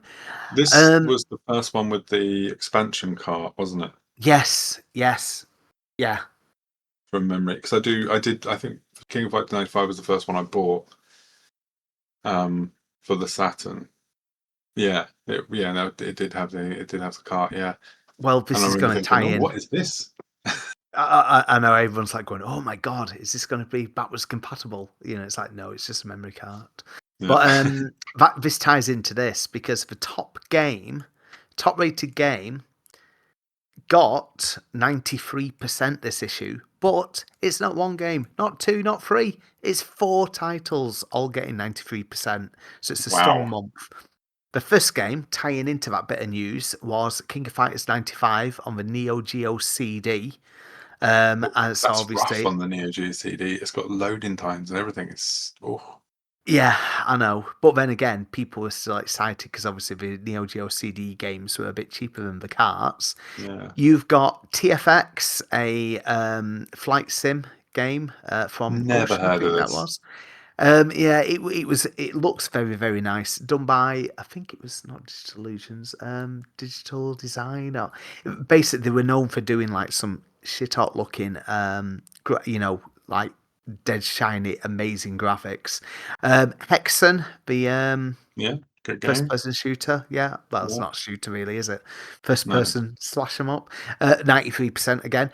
And just again showing the age. Earthworm Jim 2 on the Mega Drive getting 93% as well. So Strange to think of that as a 95 game. I know, I know, but again, because it came out so soon after Earthworm Jim 1, but it just shows that like the 16-bit, this was like the last hurrah of the 16-bit games. Because later on in that same issue, you got a preview for Donkey Kong Country 2, Mhm. and that only comes out in 96. And then the bottom rated game, getting 54%, was Mickey Mouse Great Circus Mystery on the SNES. So yeah, a few duffers out there as well. And yeah, that's it. It's just, again, there were so many highly rated games. There were some titles getting like 91, 92%. I didn't make note of those off the top of my head, but yeah, it's quite good. I mean, you can see now, at this point, we're now going into just Saturn and PlayStation, really, because again, the N64 is still a while off until they'd start covering it properly. So it's all about, these, Sega and Sony going at each other, before Nintendo And we eventually had show up. 2 years of CVG having to talk up PlayStation until the Dreamcast is announced, and then they're like, oh, Yeah, yeah. yeah. Right, anyway, Okay, cool. Let's let's have a break. let's have a break, and then we've come back in the year 2005. On BBC One. The party gets rolling with a special Top of the Pops, the biggest hits of 95, and find out who'll be the Christmas #1. At 5 to 2, the Trotters are getting ready for Christmas. She just going to slip into something. Half an hour ago? What's she slipped into? A coma? In Only Fools and Horses. Her Majesty the Queen's Christmas message to the Commonwealth is at 3. And then, Join me on Christmas Day afternoon, right after the Queen's speech. as Noel goes to Lapland and makes dreams come true in Noel's Christmas presents. And at 4:30, Hello, children. the network television premiere, Steven Spielberg's magical Hook. Just some of the highlights this Christmas Day on BBC One. Hello, Paul. Welcome to the year 2005. Oh, God, this is where it starts going downhill. This is where I know nothing about music. Yeah. Okay, so let's kick things off then with movies. The first one is Doom, the 2005 movie based on the video game, which stars Dwayne "The Rock" Johnson and what's his face, Carl Urban. Yeah. Oh, and Rosamund Pike's in it as well, isn't she? I've never watched this. I've seen little clips. I've never, ever, ever, ever, ever fancied it. I remember buying it on DVD and it stayed sealed. And I It's was proper like, shit. no. Oh, it absolutely looks it because I'm sure there's parts of the game that we've just basically chucked into it, like we did with House of the Dead. Yeah, it's not good. Like, but there are bits where they do try and film it like it's a first-person shooter. Yeah, there we go. Oh God, that just sounds Let's move on. awful. Yeah. So we have the 2005 King Kong, or Peter Jackson's King Kong, as it's known. Yeah, I've Which watched is- this once. I've watched it a couple of times, once at the cinema, and then I watched it once on DVD. It's good. Yeah, it's decent enough. I think Adrian Brody is absolutely fantastic in it. Yeah, he was sort of popular around here because Pianist was around this time as well, I think. So it Yeah, was sort of like, at his height, in a way. He was like, getting a few big hits under his, yeah. yeah.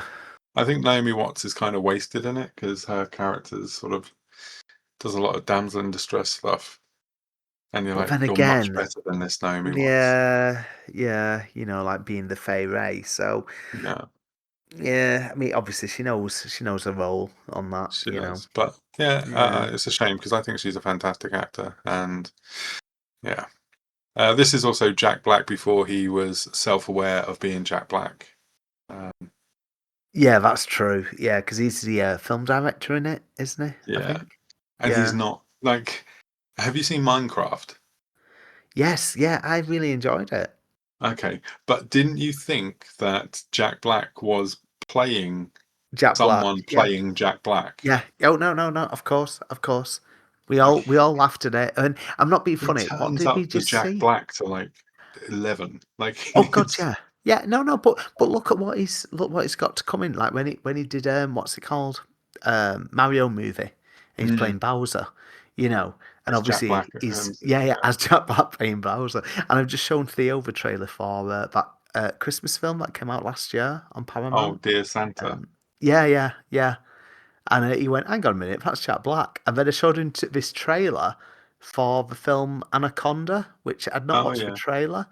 And he's playing the film director with Paul Rudd, doing the Mm. remake of Anaconda, which actually looks really, really funny, So yeah, anyway, so yeah, I do like Jack Black, I think it's just I because we've got he needs a similar yeah. body I don't know. I styles. think my Jack Black tolerance is now been worn down.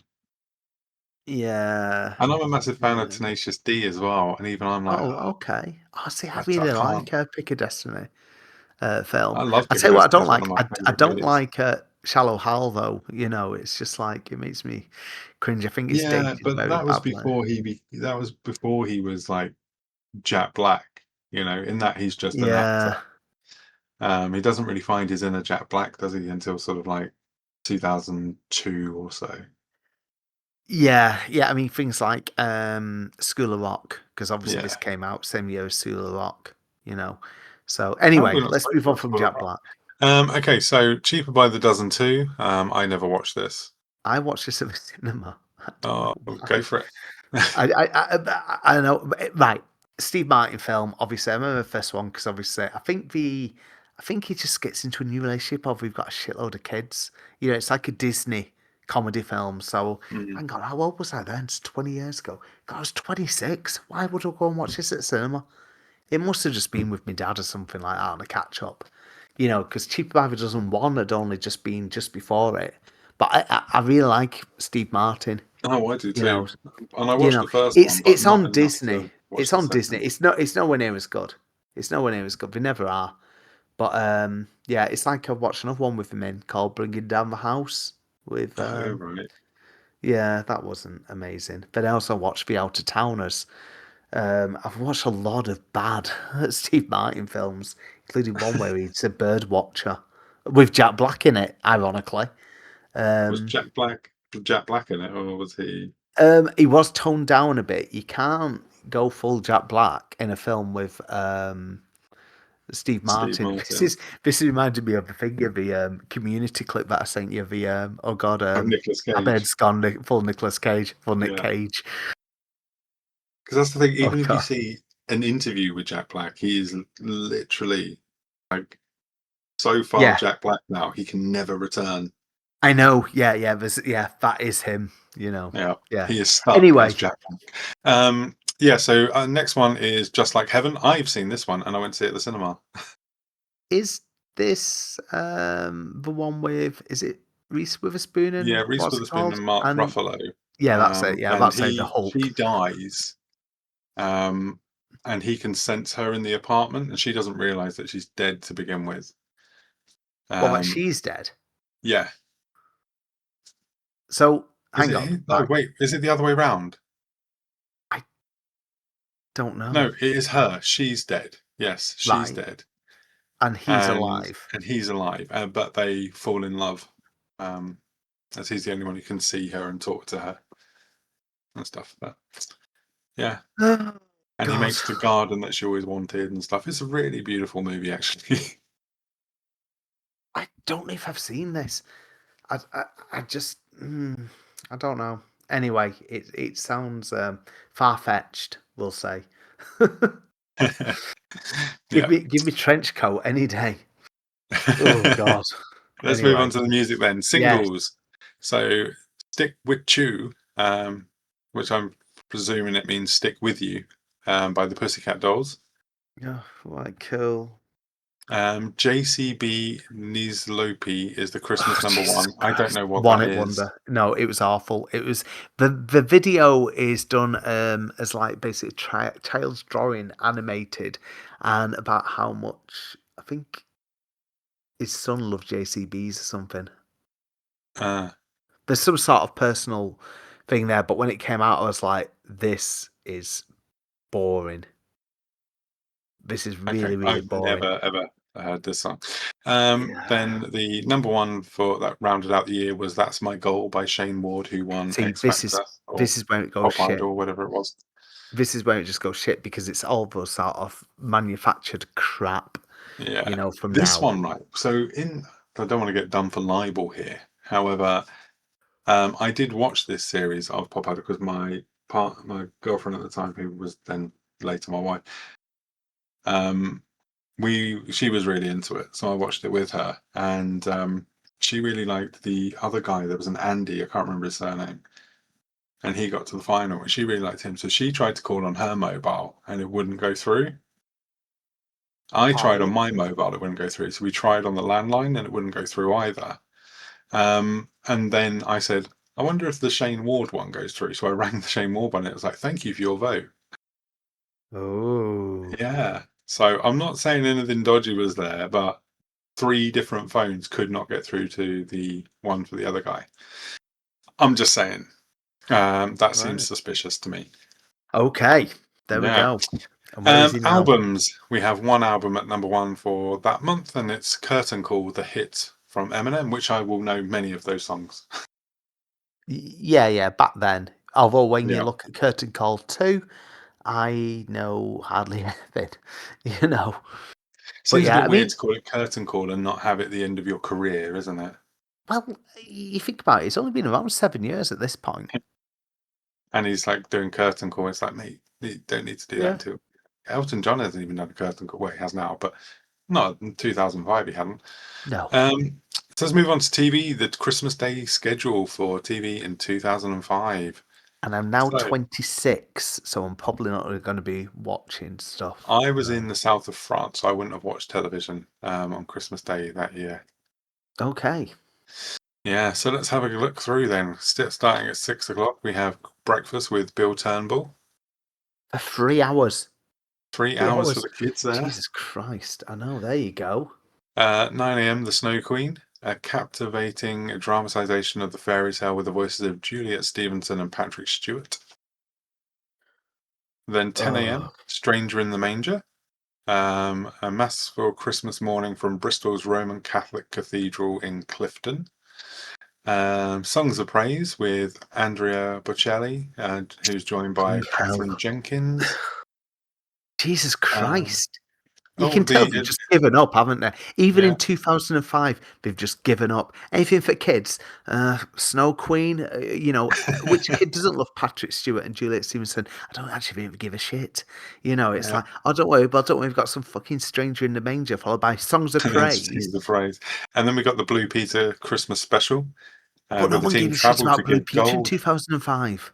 Yeah, but the team travelled to give gold Blue Peter badges and other surprises to 5 young people in recognition of their outstanding acts.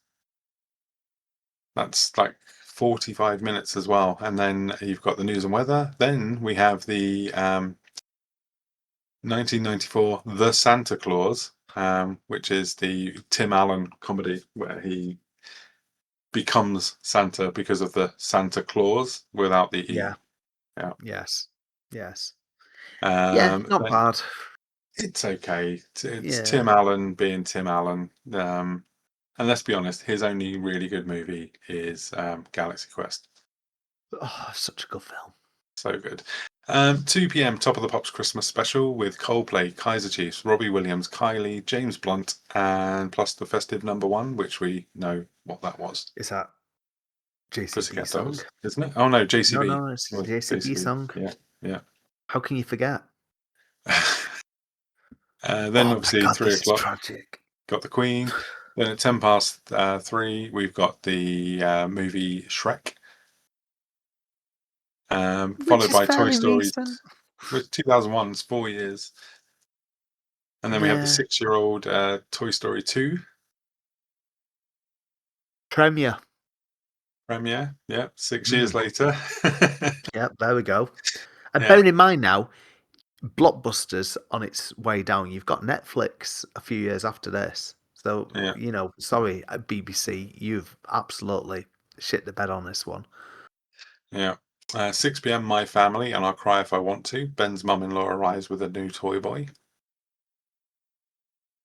I used to enjoy My Family, but I don't remember No, that. I never News and liked that. weather.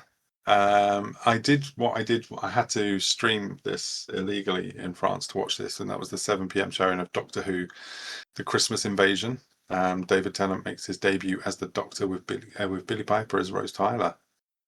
This was this good. was the I was like, oh my God, I can't wait to see David Tennant as the Doctor. Got to watch this somehow. But yes, we managed to, because my ex-brother-in-law, he was a big Doctor Who fan as well. Yeah. So he was also just as desperate as I was to watch it. Yeah, So that's that was awesome. that's a good show. Finally. Yeah. Then we got the Green Grass. Never watched it, but I know it was popular. News and weather. EastEnders. Alfie prepares to leave the square. I don't know who Alfie is, but will Cat be going with him? Alfie Tensions Moon. escalate at the Fowlers. Something's always going on with the Fowlers, isn't it? At Christmas. Oh, yeah, of course. And Dennis is thrown by alarming news from Sharon. I don't know who Dennis is. No. I don't know who Sharon is. Stone. Then we have the two Ronnie's Christmas sketchbook. Ronnie Corbett delivers a tribute to his late friend as the duo selects sketches from their Christmas shows with The Milkman's Christmas Message to the Nation and Alice in Wonderland. Okay. Well, that's nice. He must have only gone like the year before or that year. Yeah. But yeah, it's good. Then we have Before They Were Famous, The Confessions, Boyzone, Sid Owen, Carol Smiley are among those explaining how they ended up in memorable clips from the series, hosted by Angus Deaton. Yeah, another one who had an up and down career, didn't he? Yeah. Then we have the movie Working Girl, which is the comedy with Harrison Ford. And what's it called? Sigourney Weaver. Sigourney Weaver. And and Melanie Griffith. And it's got a small Kevin Spacey, not cameo, but role, playing a complete and utter knobhead coke addict. So playing to cards. Yeah. There we go. Yeah. So that's 1988. So it's a fair few years old, but that is a good film. That Working Girl is a really, really good film. It is a good film. Then we have 1:35 in the morning on Christmas night, The Tale of Jesus' Birth. Okay. So another work of fiction. Then 20 to 2, Father Dear Father, a comedy thriller writer comes up with a solution to the problems posed by two teenage daughters. That's a 1972 comedy thriller. Or no, a comedy with a thriller writer. Thriller writer. Yeah, there we go. And then 3:20 to 6 o'clock, it becomes BBC News 24. And then on ITV, we start with CITV at 5:35 a.m. Okay, let's see what's on here. So Then it's got to be better. Hilltop Hospital and NG Benji. God Almighty. Yeah. Oh no! Well, we've still got a bit more kids stuff. Okay, go ITV. You can do this. Wakey Wakey, Tiny Planets, Bing and Bong, Fun Song, Pocoyo, JoJo Circus, Dora the Explorer, Toonatic House of Mouse, then Rugrats, Kim Possible, SpongeBob SquarePants, Chronicles of Narnia, a movie special. I guess that's talking about the movie rather than it being the movie. Yeah. Then we got Rugrats again, where Angelica rediscovers her Christmas spirit. Help! It's Christmas. A nativity play is organised relying on people's goodwill with Steve Chalk. Yeah. Alice in Wonderland from 1951 is the movie. Wow. Oh my god.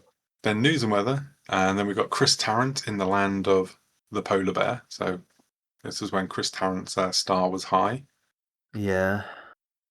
1:05, we have The Railway Children from 1970. It's awful.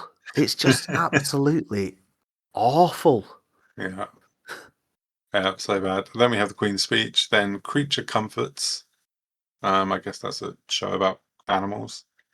No, it's the cartoons. Is it? Do you not remember? Done by No. Aardman. I'm sure it's that. Oh, no, The I don't ones done remember by that. Aardman. Yeah, No. yeah. Like the Then tortoise. The talking, going. no. I don't know. We also used them as energy adverts, I think. I Anyway, remember carry the on. energy adverts, Aardman stuff, but I don't remember them being a Yeah, TV series. yeah, 3:25, we have The Grinch from 2000 with Jim Carrey. yeah. Sure. Then the news and weather. Then Christmas Creature Comforts. Then Emmerdale. Then back with Chris Tarrant with Celebrity Who Wants to Be a Millionaire. Then Corrie. Then The Booze Cruise 2, starring Mark Benton and Brian Murphy. Right. That doesn't seem like a movie you'd want to put on at 9:00 on a Christmas day, does it? No. That's a not 2:00 really. in the morning movie, that one, isn't it? Well, it's one of those ITV, comedy dramas that we made themselves. Is it? But Okay. yeah. 10 to 11, we've got the news. Then Sure it is. Little Britain, a South Bank Show special presented by Melvin Bragg. Then 12:05, The Untouchables. The Kevin Costner, Sean Connery, Andy Garcia, and Robert De Niro. Brilliant. Absolutely brilliant. I watched that a couple of weeks ago. Still love it. Sean Connery is a fantastic Scottishman in it, even though he's meant to be Irishman. Yes. And then 2:15, What's New Pussycat with Peter Sellers and Peter O'Toole. That's a fantastic movie. I've never watched that. And there you go, Really, tucked really away good. at 2:15 in the morning. Peter Sellers, though, in anything was gold. Yeah. Peter O'Toole, also fantastic. 4:05 in the morning, Christmas Forever, celebrating the best and worst in Yuletide songs. And then UK Hot Shots, 6 of the latest pop videos. I think you're on to the next day again, Boxing Day. Oh my god. So then games. This is a massive month for games in December 2005. Well, going off of TV, hopefully you've got something to play. Yeah. So on the 2nd of December, the Xbox 360 launched here in the UK. It had launched previously in America. I think maybe even Japan got it before we did. But the Xbox 360 launched. Yeah. We are going to have actually, by the time you listen to this, we would have done our Xbox 360 episode. So you would have listened to that. So I won't go into all the details of my stories with it because I'll be going into those in another one. But we'll just run through the launch lineup really quickly. So you have AMP 3, Call of Duty 2. Snowboarding game? Snowboarding game, yeah. Yeah. Sorry. Call of Duty 2. Condemned Criminal Origins, which is from Monolith. FIFA 06 Road to the World Cup, which was absolutely awful. Madden 06, Tiger Woods 06, Gun, which was the really cool Western game from Activision. Yeah. Cameo Elements of Power, which was once a GameCube game from Rare. Yeah.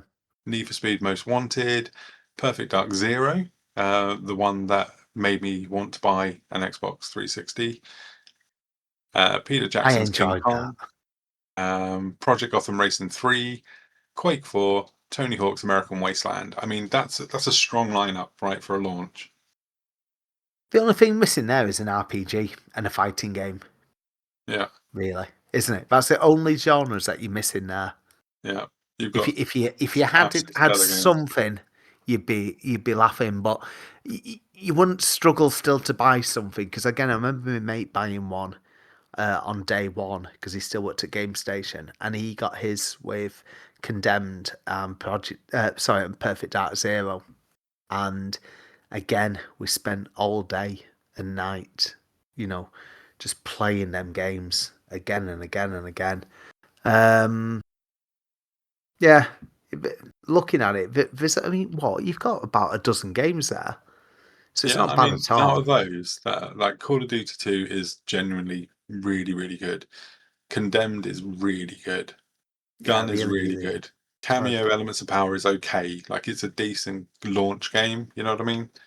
It's the game you'll buy at launch, you'll play it, and you'll never play it again after that. Yeah. Need for Speed Wanted is okay, but it's not. I don't think it's very. Yeah, we touched on those last month.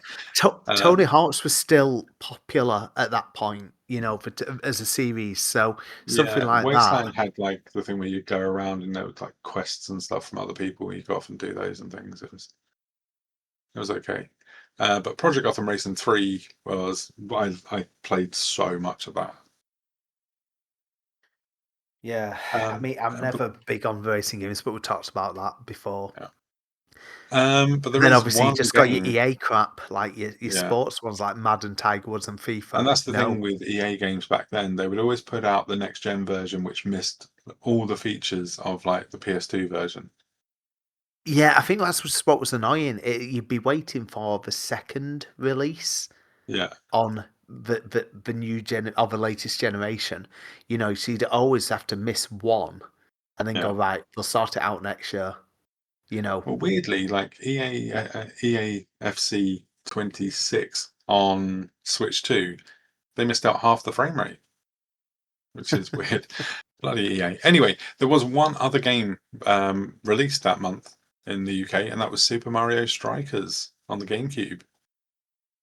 Probably one of the last big releases as well. I know it's another year until we get the Wii. Well, we get Twilight Princess in December 2006 on the Cube. It comes out at the same time, doesn't it? Cube and I think and Mario Baseball or something, whatever it's called, that comes out next year as well. There's a dancing one as well. There's they're not amazing. I'll be honest. Also, Pac-Man World 3, maybe something like that. Yeah. So, news, 19th of December, the Civil Partnership Act 2004 comes into force, granting same-sex couples similar legal rights to those of married heterosexuals. 2005. I was about to say, that sounds insane. But here we are. Here we are. 2006.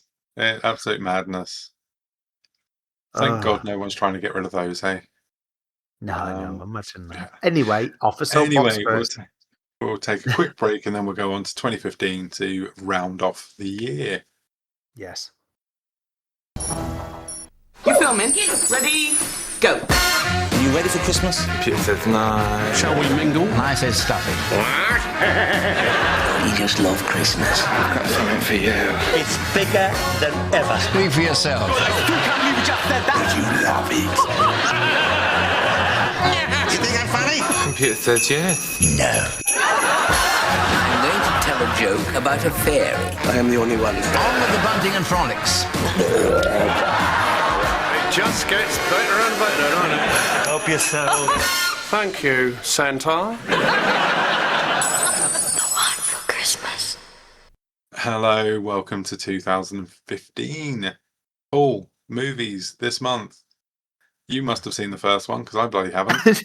No, I've not. That's the thing. Krampus? Because no, I've never seen Krampus. And again, every time it's been on Netflix, something like that, around Christmas time, I put it on my watch list again, and then it's got Adam Scott in it, I think.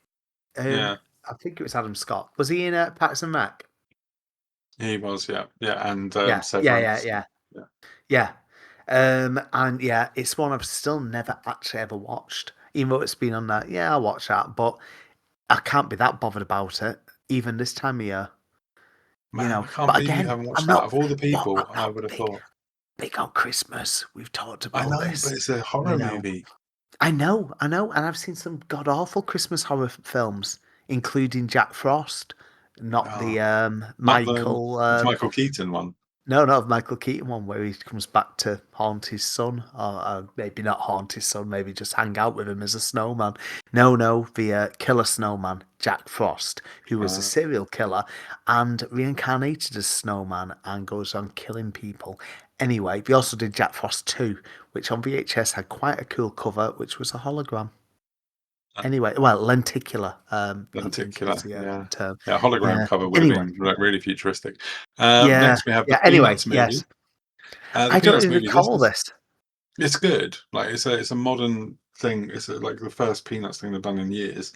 And it's actually really good. It's really heartfelt though. My son at the time, so he would have been 3 when he watched this, and he used to watch it over and over again, and he would cry every single time at some of the parts of the movie where there's sad bits Okay. with Charlie Brown. And I used to just break down when I used to see him cry because he looked so upset. And I was like, oh my God, I can't believe he's crying. I'm now getting welling up thinking about it. But yeah, it was so sad. But that's my overriding memory of Peanuts movie is my son's heartache, which is yeah. So next, Daddy's Home. This is a Mark comedy Wahlberg? movie. Mark Wahlberg, Will Ferrell, and oh God, what's her name? Cardine. I have seen this Freaks and once. Geeks. We did a sequel as well. Daddy's Home, Daddy's Yeah, Home, so Daddy's Home. my kids have recently started getting my 2 younger kids. Well, they're not younger anymore; they're 9 and 13, but they've started getting into like Adam Sandler movies and Will Ferrell movies. Right. So they Yeah. requested to watch this a couple of weekends ago, Daddy's Home, and How we is it? watched it. I've not watched it since it came out. It's actually quite funny. So it's about Will Ferrell has married Mark Wahlberg's ex-wife. God, why can't I think of her name? Linda Cardellini? That's And it. Sarah? Thank you. Yeah. Yes. Just having a look From there. Freaks and You Geeks can- is what I know her from best. And yeah, so Will Ferrell's married to her, and she has 2 children with Mark Wahlberg. And Mark Wahlberg comes back, and he tries to stake a claim on his family again. Because he's a lot different to Will Ferrell, isn't he? He's like a lot Yes, more muscly and sporty and, manly. exactly. Well, Yeah. Will Ferrell is more of your, well, I More suppose like me, like unable to me. speak to normal men. Yeah. Yeah. Yeah. Like manly men who fix, Yes. Men. Fix, radiators fix, or fix stuff. Yeah. fix stuff. Yeah. Yeah. Not break stuff and go, oh, who can I get to fix that? Like I do. Yeah. And We need to call a man out. I find it so hard to make conversations with people who have that profession Yeah. Men. because men's men, yeah, I just find it really hard to talk to them. I'm like, oh, I know, but what do you guys can talk right. about? Yeah, but that's fine. But fix radiators, fixing this, fixing that, doing a roof, whatever. But can we tell you what, such a game got as a percentage in a magazine or, tell you about the cheat code for Sonic 2? No. They don't know the proper skills. That's skills with a Z, by the way, just to make us even cooler. Can they Anyway, win a game of Fortnite? Probably not. But I yeah. wonder though, But I yeah, wonder anyway, if this movie, you so ever wouldn't it is think that. funny. Sorry. Anyway, yeah. I wonder if But at yeah. any point these manly men ever go, God, I wish I was like more of a nerd and knew how to win on a game or something like that, or oh my God, I wish I was really, really good at D&D, or something like that. I They don't probably think so. don't, They you probably have know. much better lives than I, which is a shame.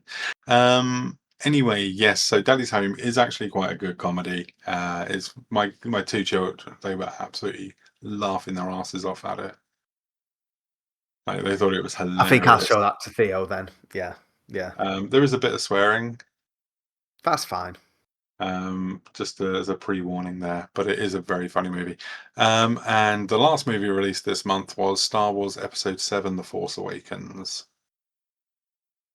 So I went to It's see not this terrible. on the opening showing with my brother, as I did for nearly every Star Wars movie. And I liked this one originally. Like when I first watched it, I came out of the cinema and I didn't hate it. Then I watched it on Blu-ray, and I didn't like it. I was like, I didn't like that at all, which is really weird because I liked it in the cinema, and then I watched it on Blu-ray, and I was like, oh my god, I like that. It's But the it was hype. very cool to be able to finally watch Star Wars again, Yeah, and yeah, it not being totally shit. no, I agree with you. I mean, basically, the way I look at this, and because I'm like you, I came out of the cinema and we'd gone like late one night. I don't think it was like the first night, but within that first week, and I remember coming out. I didn't drive at the time, and like mates picked me up, and I was like, "Oh my god, that was brilliant, wasn't it?" And you look back at it, and it's almost like a bit of a retread of New Hope. It is, yeah, and I think that's why I You didn't like know, it as much. but no, but when you're watching it for the first time and you're in the cinema, you're like going, "Oh yes, here we go, Han and Chewie are back. Oh Yeah, my god, yes." It's a nod to Vader. Oh my god, yes.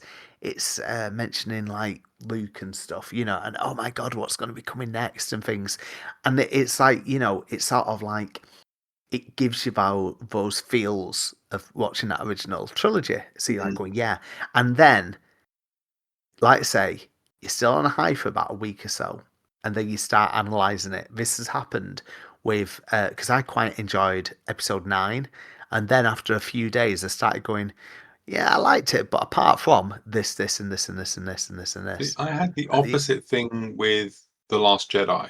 Right, so I went to the cinema to watch that, and I didn't think I liked it. And then I watched it mm, on Blu-ray the night before I went to watch episode 9, and I was like, "Oh my god, how did I not think I liked this? I freaking loved that movie." it's a And lot I was more story though. Because number 8 bridges them together. Well, it Bridges like doesn't though, does it? It doesn't do you bridge not them think it together. does? No, because what it does is like 8 takes stuff that's in the first movie and then does its own thing, and then starts putting all these plot points in, and you're like, "Oh my god, I can see this is going to go to really cool places." And especially with the way it ends with Kylo Ren basically just being like, "I am never turning good. Like I am lost." Right. And you're like, "Oh yeah, that's what I want to see. I don't want to see a redemption arc to this character. I want to see him embrace that dark side because we've already had that redemption arc done before. With I his don't want to see that dad. again." You know? Um, and that's how I left that one. But I did think to myself at the time, Ray seems a bit too overpowered for Yeah, I mean, someone this who's is one though, isn't it? Because does number 7 end with her going finding Luke? Because obviously yeah. Luke's on the island, being living in solitude, and then obviously he's teaching her quite a bit. Well, he doesn't, does he, to begin No, with? does he not? Right, no, he doesn't to begin with, but he does Yeah. end up teaching her though. Doesn't again? I've only watched this once, and this will be in 2017. Was it the second one? Yeah. Sorry, 8 or something. So again, I'm going back a bit. But I didn't watch that at the cinema. I No, just but the I watched that at home. the thing is, Luke, even in Jedi, which is many years after he discovers his Force powers, and he's roughly the same age as Rey when he develops his Force powers, and he even in Jedi is a bit shit. Like he still fucks up. He's not as powerful. Like he nearly loses to his dad. Yeah, yeah, you know, it's only because his dad, like his dad, sort of, he is the one who sort of withdraws from his son in the fight in front of the emperor.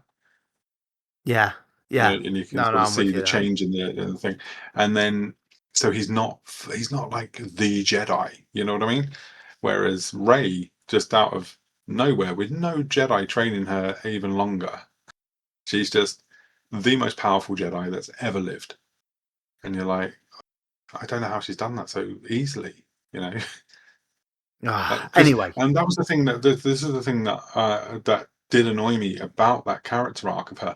The thing is, I really loved like Finn as a character, especially in The Last yeah, yeah, Jedi. I thought he was absolutely brilliant. But the thing that I didn't like about Rey is that I never felt that she was in danger. With Luke, after Jedi, where he gets beat, and you're like, I'm not sure he's going to be able to beat Vader again, because you're like, Vader is actually better than him. And he's lost his hand. But she keeps beating Kylo Ren. Yeah, I mean, that's just it. I think, and you're like, where's the danger for her? Because you can only root for someone if you think that there's a chance they might not win. Right? I think the thing is with Kylo Ren. But that's the thing. You're then rooting for Kylo Ren because you're like, oh, just kick her ass this time. You've got to, surely, right? Because I think all the baddies are pointless. General Snoke, whatever. Yeah. There's the ginger guy who Donald figure Hux, who's like double crosses him eventually, and just helps which was such a weird thing as well. No, I know, but this is just it. But the thing is, because of Kylo Ren, what's it called? Because Kylo Ren turns into Ben Solo, really. Yeah. I mean, obviously, I cheered when Harrison Ford came back in episode 9. That's what gave it 1 star. It was a nice surprise. And I also cried when he died in episode 7. I was like, no, but I was more sad that Harrison Ford had died in a film. He's still alive, Paul. I know. His career's badly hanging on, though. Christ. Anyway, look, we better move on because otherwise we'll just carry on talking about this. I will say, by the end of episode 9, I was completely gone with that trilogy, because everything I loved about The Last Jedi, there was some really great character arcs they were building with Rey, with Finn and Rose. And I was just like, okay, I really want to see where this is going. I really want to see how dark Kylo Ren can get now. And they completely throw everything out of the window in the next one. And it's just so shit. And then they do that fake death thing with Chewbacca. Oh God, yeah. Right, okay, let's carry on. Otherwise, I'm just never going to watch it again. But The Last Jedi is like genuinely amazing movie, and it's got Aid Edmondson in it. Oh God, yeah. There we go. Like that bit at the beginning with the space battle in The Last Jedi is fantastic, and then it goes a bit Battlestar Galactica with the fuel thing. Because they're running out of fuel. Right. And they're just trying to survive, and they're being chased, like hunted down through the galaxy, by the New Order. And you're like, oh my God, this is fucking tense. This is really good. And then Laura Dern crashes the starship into the other one so that the others can escape. Yeah, I do actually recall that bit. Yeah. Fucking brilliant, The Last Jedi. Unbelievable movie.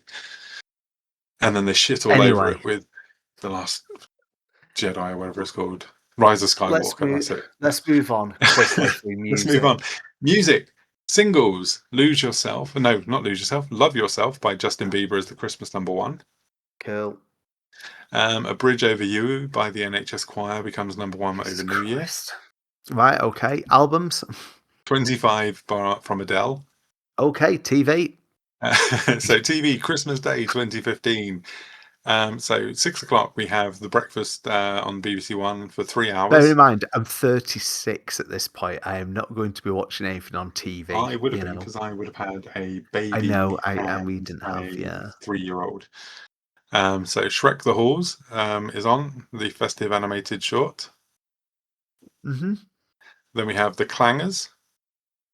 Mm-hmm. Then Danger Mouse, The Snowman Cometh. Yeah, I forgot. Danger Mouse had to come back. Yeah. At 10 o'clock, we have the Christmas Day live service from Bath Abbey. I don't know any of those people on there. No, I don't know any of those. See, again, do the Christmas Day service if it's in Bath at Future Publishing, and basically Paul Monaghan visits Future Publishing's magazine offices and just talks about all games magazines. Yeah, anyway, special guests include Steve Jarrett. Yeah, there we go. Yeah, and some of these people already in Bath. Honestly, I know how Partridge's is, but honest to God, That would be good, because then we could talk about the history of gaming on Christmas Day morning instead of a Christmas Day service from the Bath Abbey. Anyway, let's Anyway, carry 11 on. o'clock, we have the first of our Christmas movies, and that's the Santa Claus 3, which Oh was God, this was awful. This 2006. one. Yeah, this is the one with Martin Short as Jack Yeah, Frost. yeah. This was rubbish. Yeah. Then we have Madagascar 3, Europe's Most Wanted, from These 2012. aren't bad films. The third one is They're not bad. the third one Yeah, it's is not the first brilliant. and second are pretty good though. Yeah, 10 to 2, we have the news and weather. Then 2 o'clock, Top of the Pops Christmas special. that must be one of the last Top at Pops. I'm sure it finished. Oh no, because of course it's 2015, isn't it? So they're just doing for just one-offs. The one-offs, yeah. Then we got the Queen's Christmas speech. Then 10 past 3, we have the premiere of the 2012 movie Brave. Quite recent. Yeah, which is the one with Kelly MacDonald, isn't it? As the voice of It's the good, Brave. character. It is. It is good. It's a good. Yeah. It is good. And then we got the BBC News and Weather. And then 4:45, we have Stickman, the animation. That's quite good. I've enjoyed that, watching that with kids. Yeah. 5:15, Doctor Who, The Husbands of River Song, which is this year's festive special sees the Time Lord Peter Capaldi drawn out of hiding by a crashed spaceship, hurling him into a frantic chase across the galaxy as he is recruited into River Song's squad. Okay. Which is yeah, a I good think episode. I watched that actually. Yeah, because I love the Capaldi ones. Yeah, he was really good as the Doctor. 6:15, Strictly Come Dancing Christmas special. 7:30, Call the Midwife. 8:45, EastEnders, an explosive Christmas day in Albert Square.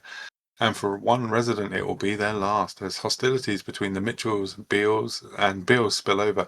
Plus, Stacey receives a surprise visit from Kat. All these things are still on. Doctor Who, Strictly, Call the Midwife, EastEnders. Then and everyone's sadly, the favourite next two comedy, things. Mrs. Brown's Boy. My God, how is it still going? I don't know. How's it coming back every year? I don't know. Just get it. It's on And then again you've got this year. Michael McIntyre's big Christmas show with performers Dara O'Brien, Dame Edna Everidge, and Paul Zenedine. Yeah. And then we've got the news and weather. Then Love Came Down at Christmas, which is like 5 minutes. I don't know what that is. Then 11:45, comedy bloopers. 12:15, Not Going Out. 1 o'clock in the morning, Saving Christmas with Ben Affleck. Surviving Christmas even. That's James Gandolfini in it as well, I think. Yeah. If He it's what I'm plays, thinking yeah, of. because he goes back to his old family home, doesn't he? And then there's other people living there. Yeah. Not and amazing. then he falls in love with the daughter there, even though he's pretending that it's his sister. Yeah. I remember that. 2:25, weather for the week ahead. A whole week's worth of weather, not just the day. 2:30, news, and that goes to News 24. Yeah. ITV. So 6 o'clock, Dino Dan. Yes. 10 past 6, Dino Dan. 25 past 6, Sooty. 6:40, Sooty. These are the animated Sooty shows, by the way, not the one with the Matthew puppets. Corbett. 10 to 7, Oddbods. 7 o'clock, Dino Dan. Jesus Christ, again. I've never even heard of Dino Dan, and it's been on 3 times. Horrid Henry, Chowder. I don't know what that is. Chowder. Chowder. Say it. Say Chowder. Yeah. Almost It's a Naked Simpsons Animals. joke. If anyone doesn't get it and think they've gone I'm going to enjoy this. So good. Weekend at Christmas. And then we have the 1985 Santa Claus the movie as the morning movie. Mm-hmm. Followed by 2006. That makes sense, though, doesn't it? I think Father Christmas or Santa Claus movie should be Christmas Eve. I don't think they should be on Christmas Day. No, I know. It's a build up to it, isn't it? Yeah, because these are meant to be excitement building for children. They should not be on Christmas Day because they've already had their gifts and they don't give a shit anymore about that. I'm with you 100% on that. 100% on that. Absolutely a Christmas Eve thing. Never same as Snowman. Snowman should always be Christmas Eve, never Christmas Day. Yeah. Yeah, then we can wake up and think about the snowman who's melted and be depressed Yeah. all day. Exactly. Yeah, there we go. Kids should I not be know. happy at Christmas. Happy Yeah, we Feet can have is the at same 11:30. childhood I had. Yeah, Then we have 1:35 Text Santa for over like an hour. over an hour. Over an hour. And then it's the Santa reads news. out a load of Yeah. text messages. Oh my god. Fucking hell. Again, that is a Christmas Eve thing. Yeah, really? Well, unless you're texting for like the next year. Dear Santa, I've opened my presents. Why didn't you get me this? Oh, for God's sake. Why did you get me the last year's Call of Duty? I know. Dear Right, Santa, you next suck. one. Anyway, yes. 3:10, we have Cameraman to the Queen, which is on for an hour. What the hell is that? Don't know. You're just making shit up. Countrywise Winter Wonderland. 5:00, Paul O'Grady for the love of dogs at Christmas. He loved dogs, didn't he, Paul O'Grady? He did love Bless dogs, him. yeah, but it's not a type of thing I'd want to watch at Christmas. Not at 5:00. Yeah, you'll be No. like you're in your food coma stage then, Coma, right? I know. ITV News is next. Then you've got You've Been Framed with Bells On. I guess that's a Christmas thing. Then Emmerdale, Coronation Street, Downton Abbey, Arsilla, ITV News. Then the Doctor No at 12:00. Midnight. Oh god. Yeah. And then get this, Murder She Wrote, and it says repeat. No shit. It was not a new Murder She Wrote in 2015. No, I know, but we did talk about It how long started that in went on for. 1985. Yeah. But I think it finished around 2005, something like that. Or very late 90s. It went on for years. Anyway. Then we got the Jeremy Kyle Show USA and then ITV Night Screen. Right, okay. That's awful. I think BBC win that one. Yeah, I mean, both were shit though, really, weren't they? I know. Because Mrs. Brown's Boys is an automatic, that's the worst Christmas ever. It's just the afternoon films, but by that point you're about to start eating. Yeah, exactly. So games then, there are actually games launching this month in 2015. So we have Xenoblade Chronicles X on the Wii U, which is okay. I prefer the original Xenoblade Chronicles and Xenoblade Chronicles 3, but I would say this is my third favourite of the games. Did this one come out on Switch? Yeah, it came out last year. This year on Switch, I believe. Okay. So yeah, that ties in, doesn't it? 10-year anniversary type thing. Then we got Yakuza 5 on PS3. PS3 game in 2015. 011. I know, yeah, but that's where we're at, isn't it? Just about, the end of that. Really. Then we have the absolutely brilliant twin stick shooter Nuclear Throne, which came out on Linux, Windows, OS X, PS4, and Vita. This is brilliant. It's from Flambeer, I think it is the name of the indie devs that did it. And it's just a fantastic twin stick shooter. Absolutely brilliant. Then we have Tom Clancy's Rainbow Six Siege. That's PS4, Xbox One, and PC. It doesn't have any single player game. It's a purely I think they were on the way out by then. Tom Clancy, the Rainbow Six. But it's still big. Like, people still play that game. It's still ongoing. Still getting updates and everything. Next, though, is Just Cause 3 on PC, PS4, and Xbox One. This is a game I spoke about earlier this year. I still love this game. I thought you it's had. The best in the series. I love it. Absolutely brilliant. So let's move on to the news then. So on the 15th December, British astronaut Tim Peake becomes the first Briton under the banner of the European Space Agency to set foot on the International Space Station. I remember that in the news. I remember this as well, yeah. On the 18th of December, the United Kingdom's last deep coal mine, Kellingley Colliery at Beal, North Yorkshire, closes, marking the end of an era of deep pit coal mining in the UK. Okay. And there we have it. That is the end of 1985, 95, 2005, and 2015, Paul.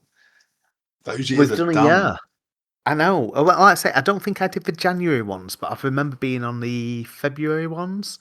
We So didn't yeah, do one in it's like, January, so we will oh, have to did you not? probably Right, do it. okay. Yeah. Right. No, it's fine, And then now we're going to be doing 86, 96, and 06, 2006, and 2016. yeah. Okay. Cool. Just And so, think yeah, though, we'll be back in a few in weeks for that. just over a year from now, we'll be talking about the Switch's launch. That sounds insane, doesn't it? Yeah. Like I said How to you mad so is many that? times, those 2015 ones, Maximum Power Up had been going for almost a year by Mm, December. We'd done 9 months of it. yeah, That's mad. it Anyway, no, is. I've enjoyed that. I Yeah, enjoyed looking at some. Well, do you know what's funny? The last word on this is when we've always talked about how the music sort of goes downhill. yeah, So has Christmas Day TV over the years as well. But I yeah, suppose as you've got more channels. We just think, fuck it, we can't be asked. We'll put any old shit on. yeah. And that's You the thing. know. I wanted to because I can only really find ITV and BBC for those years. That's why I didn't do the other ones, which were easy to find for 2005 and 2015 for the other channels. I just wanted to keep doing ITV and BBC No, made sense. Made sense. Good because it call. seems silly to do the other one. Plus, there was like Channel 4 wasn't that old in 1985 anyway, was it? So No, it was only about 2 years old. I think it was. yeah. It was either 82 or 83, I think. But yeah. But I've enjoyed Anyway, doing these no, being I fun have. little look backs at all these different years. Yeah, no, and let's say we'll pick it up in January, and obviously, yeah, I'm Yeah. sure we'll be speaking again very soon. Yeah, cool. So yes, everyone, thank you very much for listening. You probably will be listening to this after Christmas, so I hope you had a great Christmas. Yes, likewise. Um, so yes, but yeah, and hope you enjoyed our Christmas quiz. So thank you very much for listening, everyone. Thank you.